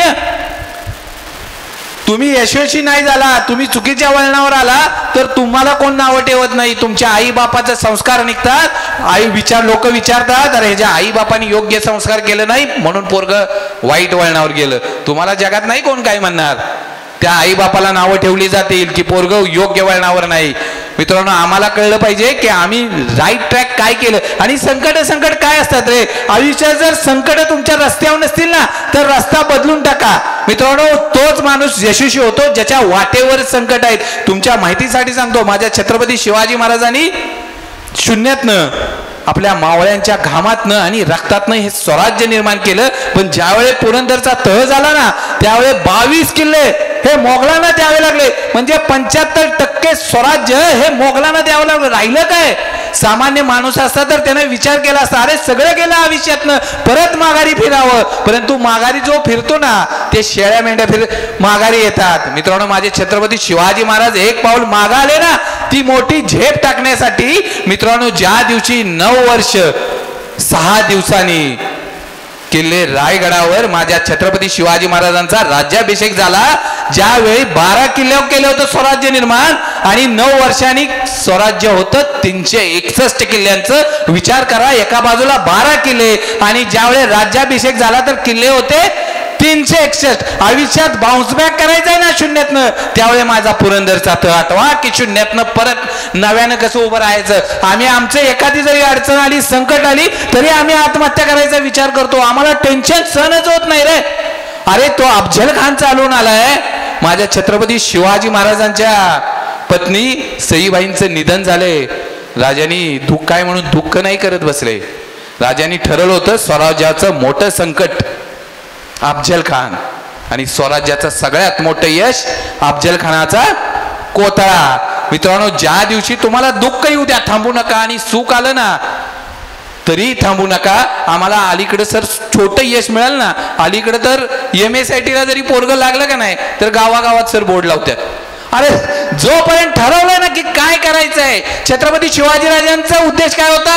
अरे तो अफजल खान आमच्या लोकांना त्रास देतोय, आमची देवस्थानं पडतोय, आमच्या पंढरपुरात देखील गेलाय. आणि त्यावेळी छत्रपती शिवाजीराजांना वाटलं नसेल का अरे आपण जाऊन त्याच्याशी लढावं, आता त्याला सोडायचं नाही. राजांनी थोडा वेट केला. मित्रांनो, कितीही दंगा करू द्या, कुणीही आपल्या विरोधात कितीही त्रास देऊ द्या, कुठलीही आयुष्याची लढाई त्याच्या पद्धतीने नाही. एखाद्याचा कार्यक्रम करायचा आहे ना तो त्याच्या पद्धतीने नाही, आपल्या टप्प्यात आणूनच. त्यावेळी मैदान पण आपलं पाहिजे आणि वेळ पण आपली पाहिजे. छत्रपती शिवाजी महाराजांनी कोतळा काढला ना अफजल खानाचा, त्यावेळी त्याच्या पद्धतीने नाही, ती किती दंगा करू द्या, कोतळा काढायसाठी त्याला कुठं बोलवलं? जावळीच्या खोऱ्यात. आणि वेळ देखील माझ्या छत्रपती शिवाजीराजांनी निवडली 12 वाजता. वेळ देखील माझ्या महाराजांची होती आणि ठिकाण देखील महाराजांचं. मित्रांनो, ज्या दिवशी अफजल खानाचा कोतळा काढला ना त्यानंतरही छत्रपती शिवाजी महाराज थांबले नाहीत. ज्या दिवशी अफजल खानाचा कोतळा काढलाय, राजांना वाटलं नसेल का अरे किती दिवस आपण यासाठी रात्रंदिवस एक केलाय, परत राजगडावर जावं, आऊसाहेबांना भेटावं. नाही, राजांनी ज्या दिवशी अफजल खानाचा कोतळा काढला ना त्या दिवशी शिरवळ आणि सुपे ताब्यात घेतले. ज्यावेळी तुमची ताकद जास्त असते ना मित्रांनो त्यावेळेस जास्त काम केलं पाहिजे, त्यावेळेस जास्त प्रयत्न केला पाहिजे. आपण काय होतं, एखादं यश मिळालं की थांबण्याचा प्रयत्न करतो, त्यावेळेस थांबू नका. छत्रपती शिवाजीराजांनी ज्या दिवशी शिरवळ सुपे घेतले ना त्यानंतर 28 नोव्हेंबर पर्यंत म्हणजे फक्त 18 दिवसात सर किल्ले पन्हाळगड ताब्यात घेतलाय. आदिलशहाला कळायच्या अगोदर, ते झोपेत असायच्या अगोदर आदिलशाची उपराजधानी किल्ले पन्हाळगड आमच्या स्वराज्यात दाखल झालाय. मित्रांनो, छत्रपती शिवाजीराजांनी त्यावेळी 13-14 किल्ले स्वराज्यात दाखल केले. नॉनस्टॉप काम पाहिजे, थांबायचं नाही. मित्रांनो, आयुष्यातला प्रत्येक घटना मी कायम सांगतो, छत्रपती शिवाजी महाराज हा आमचा भूतकाळ नाही, छत्रपती शिवाजी महाराज हा आमचा वर्तमान काळ आहे. आणि आम्हाला शिवचरित्रातली प्रत्येक गोष्ट सर वर्तमानात शिकता आली पाहिजे. आमचं काय होतं, आम्ही म्हणतो की काही करायचंय ते महाराजांनी करावं. मी फक्त या महाराष्ट्रात 2-3 वेळा शिवाजी महाराजांच्या जयंती करावं, आम्ही काहीतरी करावं ना. फार काही करू नका. परत तुम्हाला गड घ्यायचा नाही, परत कुठल्या अफजल खानाचा कोतळा काढायचा नाही, एकच करा. जसं जिजाऊ मासाहेबांचा सर्वोच्च पुत्र म्हणून आमचे शिवाजी महाराज गणले जातात ना, तसा तुमच्या आई वडिलांचा सर्वोत्तम पुत्र व्हा, बस. तुम्ही छत्रपती शिवाजी महाराजांचे मावळे झाल्यागत आहेत. ह्याच्यापेक्षा काय लागतं? परत कुठं आम्हाला लढाई करायची जायची आहे? मला सांगा ना. अरे किती संकट आली. तुम्हाला माहित आहे मराठीत एक ज्येष्ठ साहित्यिक होऊन गेले विष्णूशास्त्री चिपळूणकर. नेहमी म्हणायचे मी मराठी भाषेतला शिवाजी आहे.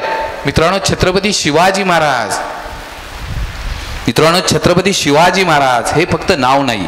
छत्रपती शिवाजी महाराज म्हणजे कर्तृत्व, छत्रपती शिवाजी महाराज म्हणजे नेतृत्व, छत्रपती शिवाजी महाराज म्हणजे विचार, छत्रपती शिवाजी महाराज म्हणजे संस्कार, आणि छत्रपती शिवाजी महाराज म्हणजे या मातीत जन्माला आलेलं प्रत्येक पोर म्हणजे छत्रपती शिवाजी महाराज. आणि छत्रपती शिवाजी महाराज म्हणजे आयुष्याचा बेस्ट सक्सेस. म्हणजे छत्रपती शिवाजी महाराज आयुष्यात काही व्हा परंतु तुमच्या क्षेत्रातले छत्रपती शिवाजी महाराज व्हा. बस तेवढी उंची गाठण्याचा प्रयत्न करा. तुम्ही काही असा, तुम्ही MBA चे विद्यार्थी असा, तुम्ही मार्केटिंग करा, फायनान्स करा, IT करा, ॲग्री करा, काही घेणं देणं नाही, परंतु त्या क्षेत्रात बेस्ट व्हा. तुम्ही फार्मसीचे असा, तुम्ही काही करा, सुटिक्स करा, काही करा, परंतु त्या क्षेत्रात ती उंची गाठा, ती लेवल गाठा. बारीक सारीक करूच नका रे. कोण लक्षात ठेवतो तुमच्या बारीक सारीक करण्याला? आणि जोपर्यंत होत नाही, जोपर्यंत जे ठरवलंय ना तिथं जोपर्यंत पोचत नाही ना तोपर्यंत आयुष्याचं रणांगण सोडायचं नाही. कधीही पाठ नाही, संकटाला पाठ नाही. संकटाच्या पुढं कायम डोळे वटारूनच उभं राहायचं. ते संकट पळत जाते. तुम्ही जर संकटाला पाठ दाखवली ना ते संकट तुमच्या पाठीमागे लागते. त्यामुळे ज्यावेळेस संकट येतील ना त्यामुळे दोन्ही हात पुढे करून त्याच्या डोळ्यात डोळे घालून सांगायचं तुझा आता सामना आहे ना तो माझ्याशी आहे. हे त्याला सांगता आलं पाहिजे, संकटाला देखील वाटलं पाहिजे. अरे कुणाच्या नादाला लागलोय आपण?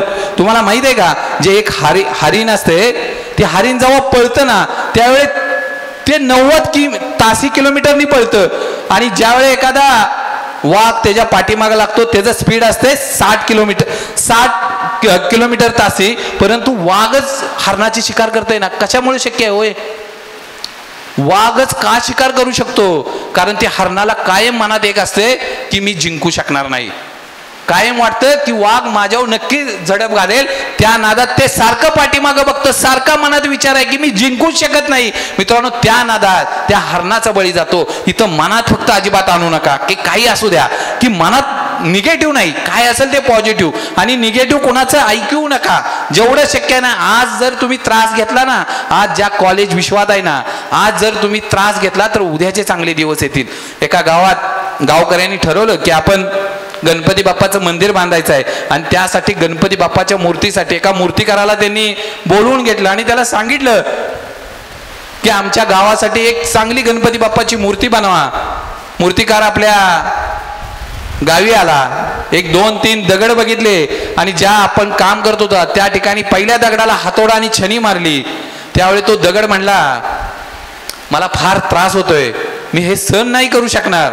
मूर्तिकारांनी तो दगड बाजूला सारला. तिथंच असलेल्या शेजारच्या दगडावर छनीन हातोडा मारला. मूर्तिकार त्या दगडाला विचारतोय तुला त्रास होतोय का? आणि तो दगड म्हणतोय मला त्रास होतोय पण माझ्यातला नको असलेला भाग तुम्ही काढून टाका, तुमचं काम चालू ठेवा. मूर्तिकार काम करत राहतो. त्या दगडाला त्रास होत असतो, नको तो भाग त्या छनीने हातोड्यानं बाजूला होतो. आणि बघता बघता त्यातनं माझ्या गणपती बाप्पाची पावित्र्यमय अशी मूर्ती तयार होते. आणि मित्रांनो ज्यावेळी मूर्ती तयार होते गावकरी मूर्ती न्यायला येतात आणि ती मूर्ती बघून प्रत्येक प्रसन्न झालेला नागरिक म्हणतो आपण ही जी आता प्राणप्रतिष्ठा करायची. मूर्ती नेण्याचा कार्यक्रम सुरू होतो. त्यातल्या एकाला वाटतं आपण गणपती बाप्पाची ज्यावेळी मूर्तीची प्राणप्रतिष्ठा न करू त्यावेळी बाहेर ज्यावेळी लोक येतील किंवा माझ्या बाप्पाला नमस्कार करायला येतील त्यावेळी बाहेर जे नारळ फोडतील त्यासाठी एक आपल्याला दगड लागेल. आणि जाता जाता जो दगड नाही म्हणला होता ना तो दगड त्यांच्या हाताला लागतो. गावकरी तो दगड घेऊन जातात. माझे गणपती बाप्पा मंदिरात बसतात आणि ज्या ठिकाणी दगड फोडायचा आहे ना त्या ठिकाणी हा दगड ठेवला जातो. आमच्या गणपती बाप्पाजवळ प्रत्येक जण हात जोडून उभा आहे आणि येणारा जाणारा भाविक दर्शनानंतर आपला नारळ घेतो आणि त्या दगडावर फोडत राहतो. तो दगड विचार करतो अरे माझ्या वाट्याला एवढा त्रास कशासाठी? आतल्या दगडाला विचारतो अरे मला त्रास का? तर आतला गणपती बाप्पा म्हणतो अरे जर अगोदर त्रास सहन केला असता तर आज चांगले दिवस आले असते. मी तुला सांगत होतो की पहिला त्रास सहन कर. मित्रांनो आज त्रास सहन करा, उद्याचे दिवस तुमचे असतील. आम्हाला आयुष्यातल्या ह्या घटना प्रत्येक ठिकाणी एक एक गोष्ट मी म्हणलो ना छत्रपती शिवाजी महाराज वर्तमानात जागा. प्रत्येक गोष्ट तुम्ही काही घ्या सर, छत्रपती शिवाजी महाराजांच्या शिवचरित्रातली कुठली गोष्ट घ्या तुम्हाला प्रेरणा देत राहील. काही सांगा. जर तुमच्या माहितीसाठी सांगतो मित्रांनो की आयुष्यातला बाउन्स बॅक मी म्हणलो ज्यावेळी अडचण येईल, ज्यावेळी वाटल सगळं संपलंय परत नव्यानं कसं उभं राहायचं. मित्रांनो, त्यावेळी आम्हाला पुरंदरचा तह आठवा आणि ज्यावेळी संकटाने वेढले जाल ना, त्यावेळी पावनखिंडीत लढणारे माझे बाजीप्रभू देशपांडे आठवा. मित्रांनो, फक्त 600 मावळे बाहेर पडले रे त्या पन्हाळगडच्या ह्याच्यातनं, की जे 6 महिने हालू शकले नाहीत आणि त्यांना कुठे जायचंय, किल्ले विशाळगडावर. आणि 50-1 किलोमीटर आल्यानंतर हेराची खबर येते की सिद्धी मसूद पाठीमाग आहे, 6000 सैनिक घेऊन, ताज्या दमाचं सैनिक घेऊन. छत्रपती शिवाजी महाराज म्हणतात आपण आता याच घोडखिंडीत लढू, परंतु ते सैनिक थांबू. आणि बाजीप्रभू देशपांडे म्हणतात राजे तुम्ही विशाळगड चला, आम्ही या ठिकाणी लढतो. माझ्या महाराजांना हे आवडत नाही, तरी पण बाजीप्रभू देशपांडेंनी हट्ट केल्यानंतर महाराज पुढे जाते. महाराजांचा तिथला सर 12 किलोमीटरचा प्रवास हा फक्त 3 तासाचा होता. महाराजांना माहित नव्हतं विशाळगडला पण पुढे वेळा पडलाय आणि माझे बाजीप्रभू फक्त 300 मावळे घेऊन पन्हाळगडच्या घोडखिंडीत उभे राहतात. मित्रांनो, युद्ध जे 3 तासात संपणार होतं ना, ते युद्ध चालतं सर 9 तास. मित्रांनो, जे 300 लढतायत ना, ते रात्री 10ला बाहेर पडलेत आणि सकाळी 5-6ला युद्ध सुरू झालेलं. रात्री 7 वाजेपर्यंत चाललंय. कधी जेवलेत माहित नाही सर, कधी पाणी पिले माहित नाही. आणि 300 तोपर्यंत लढतात जोपर्यंत राजांचे तोफेंचे आवाज येत नाहीत. मित्रांनो, आयुष्यातलं गणित तोपर्यंत पाहिजे जोपर्यंत सक्सेस होत नाही ना, जोपर्यंत तोफेंचे आवाज येत नाही ना, तोपर्यंत मैदान नाही सोडायचं. बस आमचं मैदानात तोपर्यंत थांबा. कुठलंही कितीही संकट, मी मगाशी म्हणलो ना, ईश्वराचे आभार माना की संकट तुमच्या वाट्याला दिलेत. अरे ईश्वर येड्या गाबड्याच्या वाट्याला संकट देत नाही, ज्याची कॅपॅसिटी नाही त्याच्या वाट्याला कशाला सर ईश्वर संकट देईल. तो म्हणेल आलायस, जातेतच ना अशी अनेक जण. मग घरातले एखाद्या फोटो लागते की इकडं जन्म इकडं मृत्यू, मध्ये नुसती टगडक टगडक टगडक काढला घरातल्यानी. एखाद्या सणावार आला तर ठीक, नाहीतर कावळा शिवला तर शिवला, तेवढाच नैवेद्य देतो आपल्या वाट्याला. नाहीतर काय, लोक आठवण काढायची असतील ना तर संकटावर उभं राहावा. मित्रांनो, संकटाच्या छाताडावर उभं राहावा. ज्यावेळी संकटाच्या छाताडावर उभं राहील ना, संकट तुमच्या नादाला लागणार नाही. आणि कुठलीही यशोगाथा बघा मित्रांनो, असं होत नाही. कुठली यशोगाथा अशीच सक्सेस झाली आहे. धीरूभाई अंबानी पेट्रोल पंपावर पेट्रोल भरत होते आणि ज्यावेळी सर त्यांचा तंद्री लागली, त्यावेळेस शेजारचा विचारतो अरे काय एखादी पेट्रोल पंप काढायचा विचार करतो का. आणि त्यावेळी धीरूभाई अंबानी म्हणतात अरे पेट्रोल पंप कोण पण काढेल, परंतु मी पेट्रोल कंपनी काढण्याचा विचार करतोय. जी पोर 300 रुपयावर काम करतं ती स्वप्न बघतं की मी पेट्रोल कंपनी काढण्याचा. मित्रांनो, त्या पोरानं भविष्यात पेट्रोल कंपनी काढली, त्यांचं नाव धीरूभाई अंबानी. आम्हाला कळलं पाहिजे आम्ही कुठल्या संकटाला भीतो, ज्याची परिस्थिती न. तुम्ही कोणी बघा आयुष्यात, जेवढी जेवढी तुम्ही तुमचे आयडॉल आहेत, तुमचे आदर्श आहेत, कोणीच नाव सांगा, मी त्यांचा संघर्ष सांगतो. कोणी सांगा तुम्ही, सचिन तेंडुलकर, मी संघर्ष सांगतो त्यांचा. धीरूभाई अंबानी, तुम्ही कुठलीही व्यक्ती सांगा, त्यांचा संघर्ष बघा. मित्रांनो, त्यांचं यश बघण्यापेक्षा त्यांचा पहिल्यांदा संघर्ष बघा. आणि मित्रांनो, नाव त्यावेळेसच काढलं जातं ज्यावेळी तुम्ही संघर्ष करता. तुमच्या वाट्याला जर संघर्ष आला नाही तर समजून जावा देवानं तुमची निवडच केली नाही. देव निवडच करत नाही, कॅपॅसिटी नाही, बाजूला ठेवतोय. मित्रांनो, आयुष्यात ह्या गोष्टी करण्याचा प्रयत्न करा. आणि जाता जाता एक गोष्ट सांगतो. एक काय सांगितली, 1 तास बघा जमते का. मी परत सरांना विचारीन सर शक्य झालंय का. कारण काय अलीकडे सर दवाखाने झालेत, मोबाईल सोडायसाठी भेटा. मी म्हणलो ना, मोबाईल विना जर तुम्हाला जमत नसेल तर तुम्हाला एका चांगल्या डॉक्टरची गरज आहे. तर शक्य असेल योग्य वेळेत आहे आपण सोडून टाका. बिल गेट्सला विचारण्यात आलं होतं जर तुझ्या मुलाला 15 वर्षापर्यंत जर काही नाही द्यायचं ठरवलं तर काय देणार नाहीस. बिल गेट्स सांगतो मी माझ्या मुलाला मोबाईल देणार नाही 15 वर्षापर्यंत. अरे ज्याचा सगळ्यात जास्त ॲपल खपला जातो जगात ते म्हणतंय मी माझ्या पोराला मोबाईल देणार नाही. आमची येडी पोरं त्या मोबाईलच्या पाठीमागे लागले. जेवढी गरज आहे ना, हो बघा कोविड गेलाय, कुठलेही ऑनलाईन घेत नाहीत. मी सरांना विचारलंय कुठलेही आता झूमवर तुमची लेक्चर होत नाही, फिजिकली प्रेझेंट राहा. सर परिस्थिती अशी झाली मॅडम, आज आमचं बी कॉम्प्युटर आलेलं पोरगं पण म्हणते मला एक्सटर्नल ऍडमिशन मिळेल का. अरे या ना कॉलेजमध्ये, जिवंतपणाचं लक्षात आहे. आमचं बी फार्मचं पण पोरगं म्हणते एक्सटर्नल मिळेल का. अरे कधी आयुष्यातलं कॉलेज लाईफ अनुभवणार आहे आपण. तो बेंच, ते मित्र, ते वातावरण, तो दंगा, त्यासाठी आम्हाला 3 वर्ष तिथं घालावी लागतात. कॉलेजचं व्यासपीठ शिकवता आम्हाला जगायचं कसं असतंय. मित्रांनो, आम्ही कॉलेजमध्ये नाही आलो ना तर आम्हाला आयुष्य कळणार कसं, मित्रच कळणार नाहीत ना. सर आज बी कॉम्प्युटरची पण पोरं म्हणतात एक्सटर्नल ऍडमिशन पाहिजे, फार्मसीची पण पोरं म्हणतात एक्सटर्नल देताय का. अरे आमच्या शिक्षकांना शिकवायचं आहे रे तुम्हाला, पण तुम्ही वर्गात पाहिजे ना. तुम्ही जोपर्यंत वर्गात येत नाही तोपर्यंत आमचे शिक्षक शिकवणार कसे? बघा या तरी कॉलेजमध्ये आमची पोरं सर कॅम्पसमध्ये येतच नाहीत अलीकडं. दिदीनो, घरातनं निघताना कॉलेजलाच या. आई वडिलांनी सांगितलंय की माझी पोर सकाळी कॉलेजला गेले. काही घटना सांगत नाही मी, परंतु आई बापांची काळजी आहे की तुम्ही सकाळी कॉलेजला लेक्चरमध्ये आहात तर तेवढं पाळा, कारण येणारा काळ हा तुमचा आहे. सर आमच्या पोरांची लग्न ठरणार, त्या ताईंचा काळ एवढा जबरदस्त आहे ना, त्यांच्या बापापुढे नमस्कार करूनच अलीकडे लोक येतात.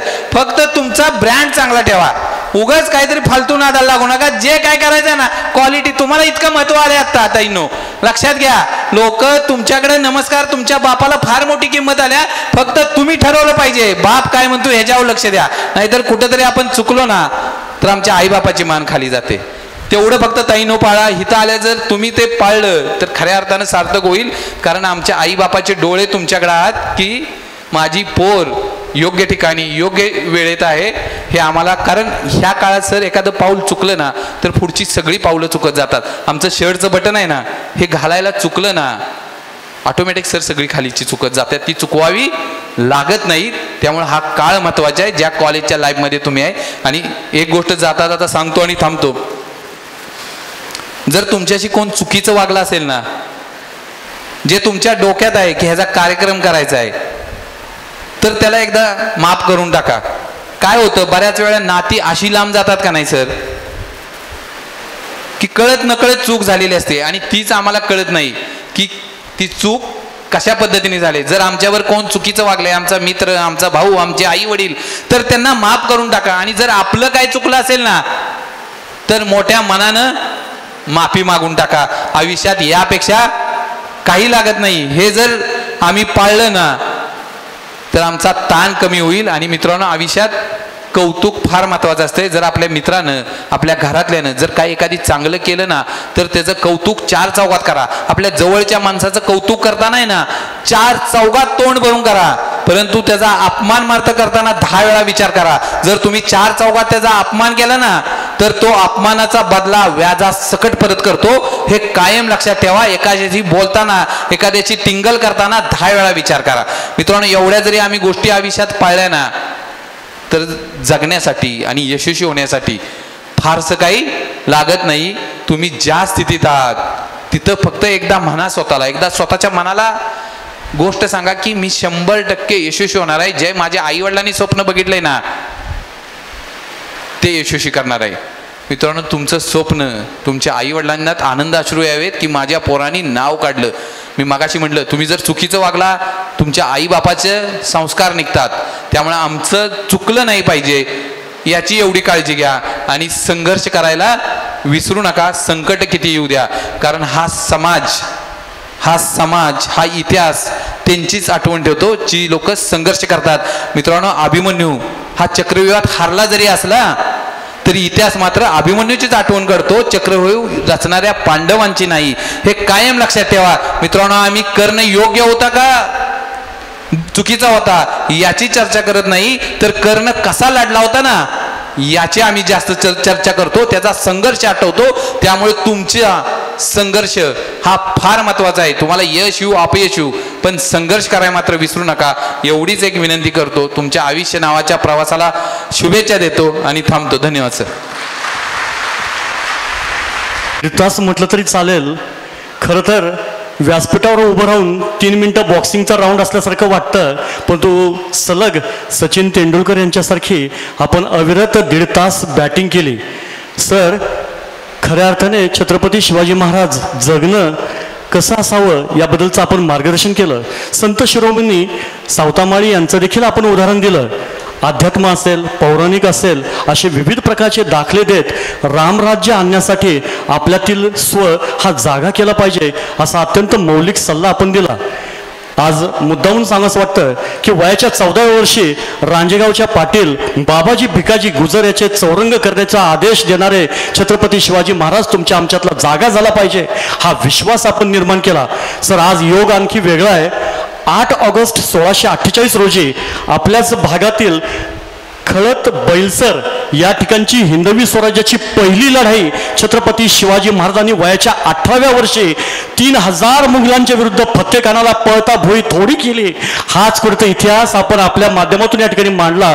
त्याबद्दल पुनश्च आपले खूप खूप आभार. एक मोटिवेशनल स्पीकर म्हणून आपली ख्याती होती, त्याची प्रचिती या ठिकाणी आपल्या माध्यमातून या ठिकाणी व्यक्त झाली, त्याबद्दल धन्यवाद. यानंतर आभार प्रदर्शनासाठी मी माननीय श्री माणिकजी बोराडे सर यांना मी आमंत्रित करतो. आपण या ठिकाणी आपण आभार प्रदर्शन करावे.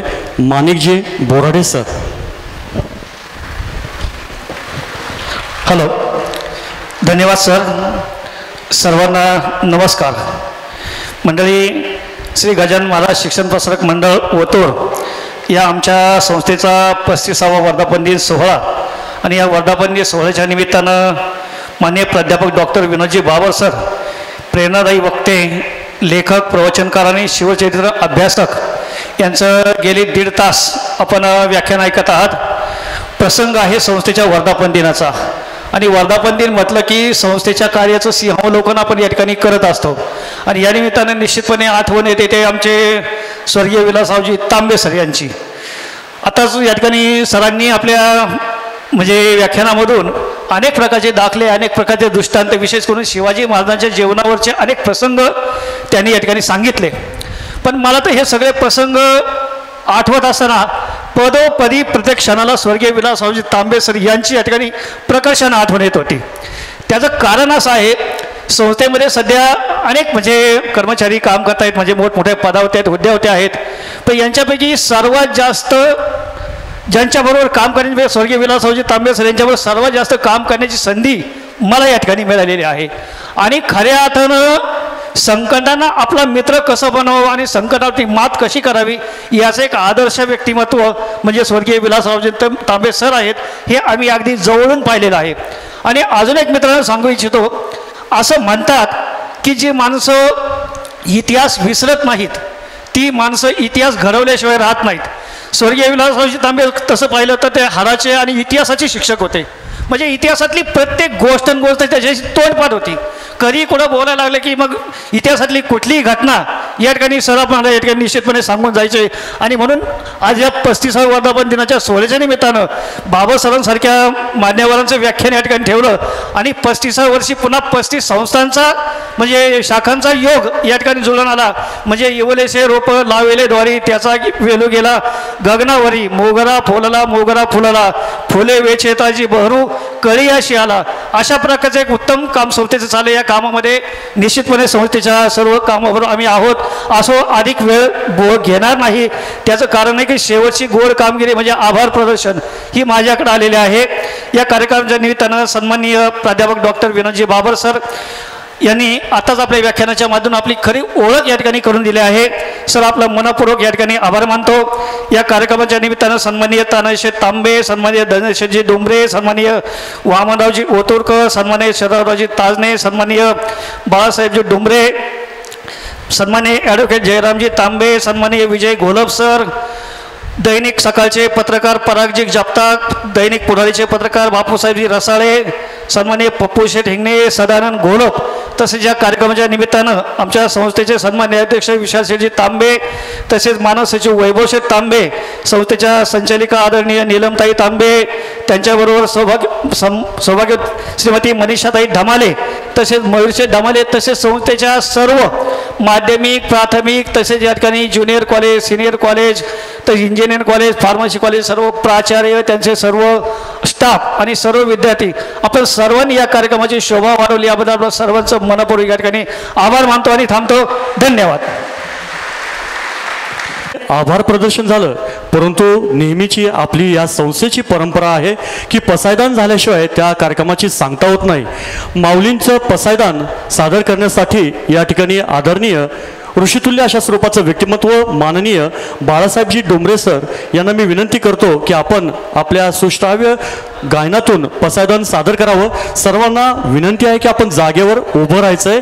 सादर होत आहे माऊलींचे विश्वात्मके देवी येणे वाग्यज्ञ तोषावे तोषो निमद द्यावे पसायदाने जे खळांची व्यंकटी सांडो तया सत्कर्मी रती वाढो भूता परस्परे पडो मैत्र जीवांचे दुरितांचे तिमिर दाव विश्वस्वधर्मी सूर्ये पाहो जो जे वांछील तो ते लाहो प्राणिजाद वर्षतः सकल मंगळी ईश्वर निष्ठांती मांदियाळी अनवरत भूमंडळी भेटू तयाभूता सदा कल्पतरुंचे आरव चेतना चिंतामणीचे गाव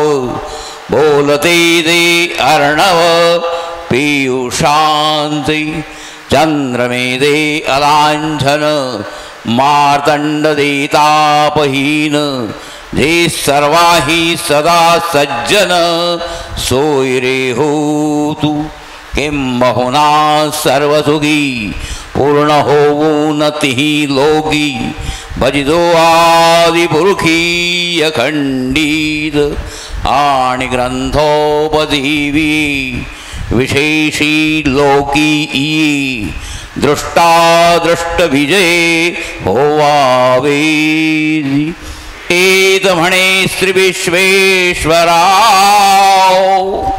हा होईल दान बजाव येणे वरे ज्ञान देव सुखिया झाला येणे वरे ज्ञान देव सुखिया झाला येणे वरे ज्ञान देव सुखिया झाला ओम शांती शांती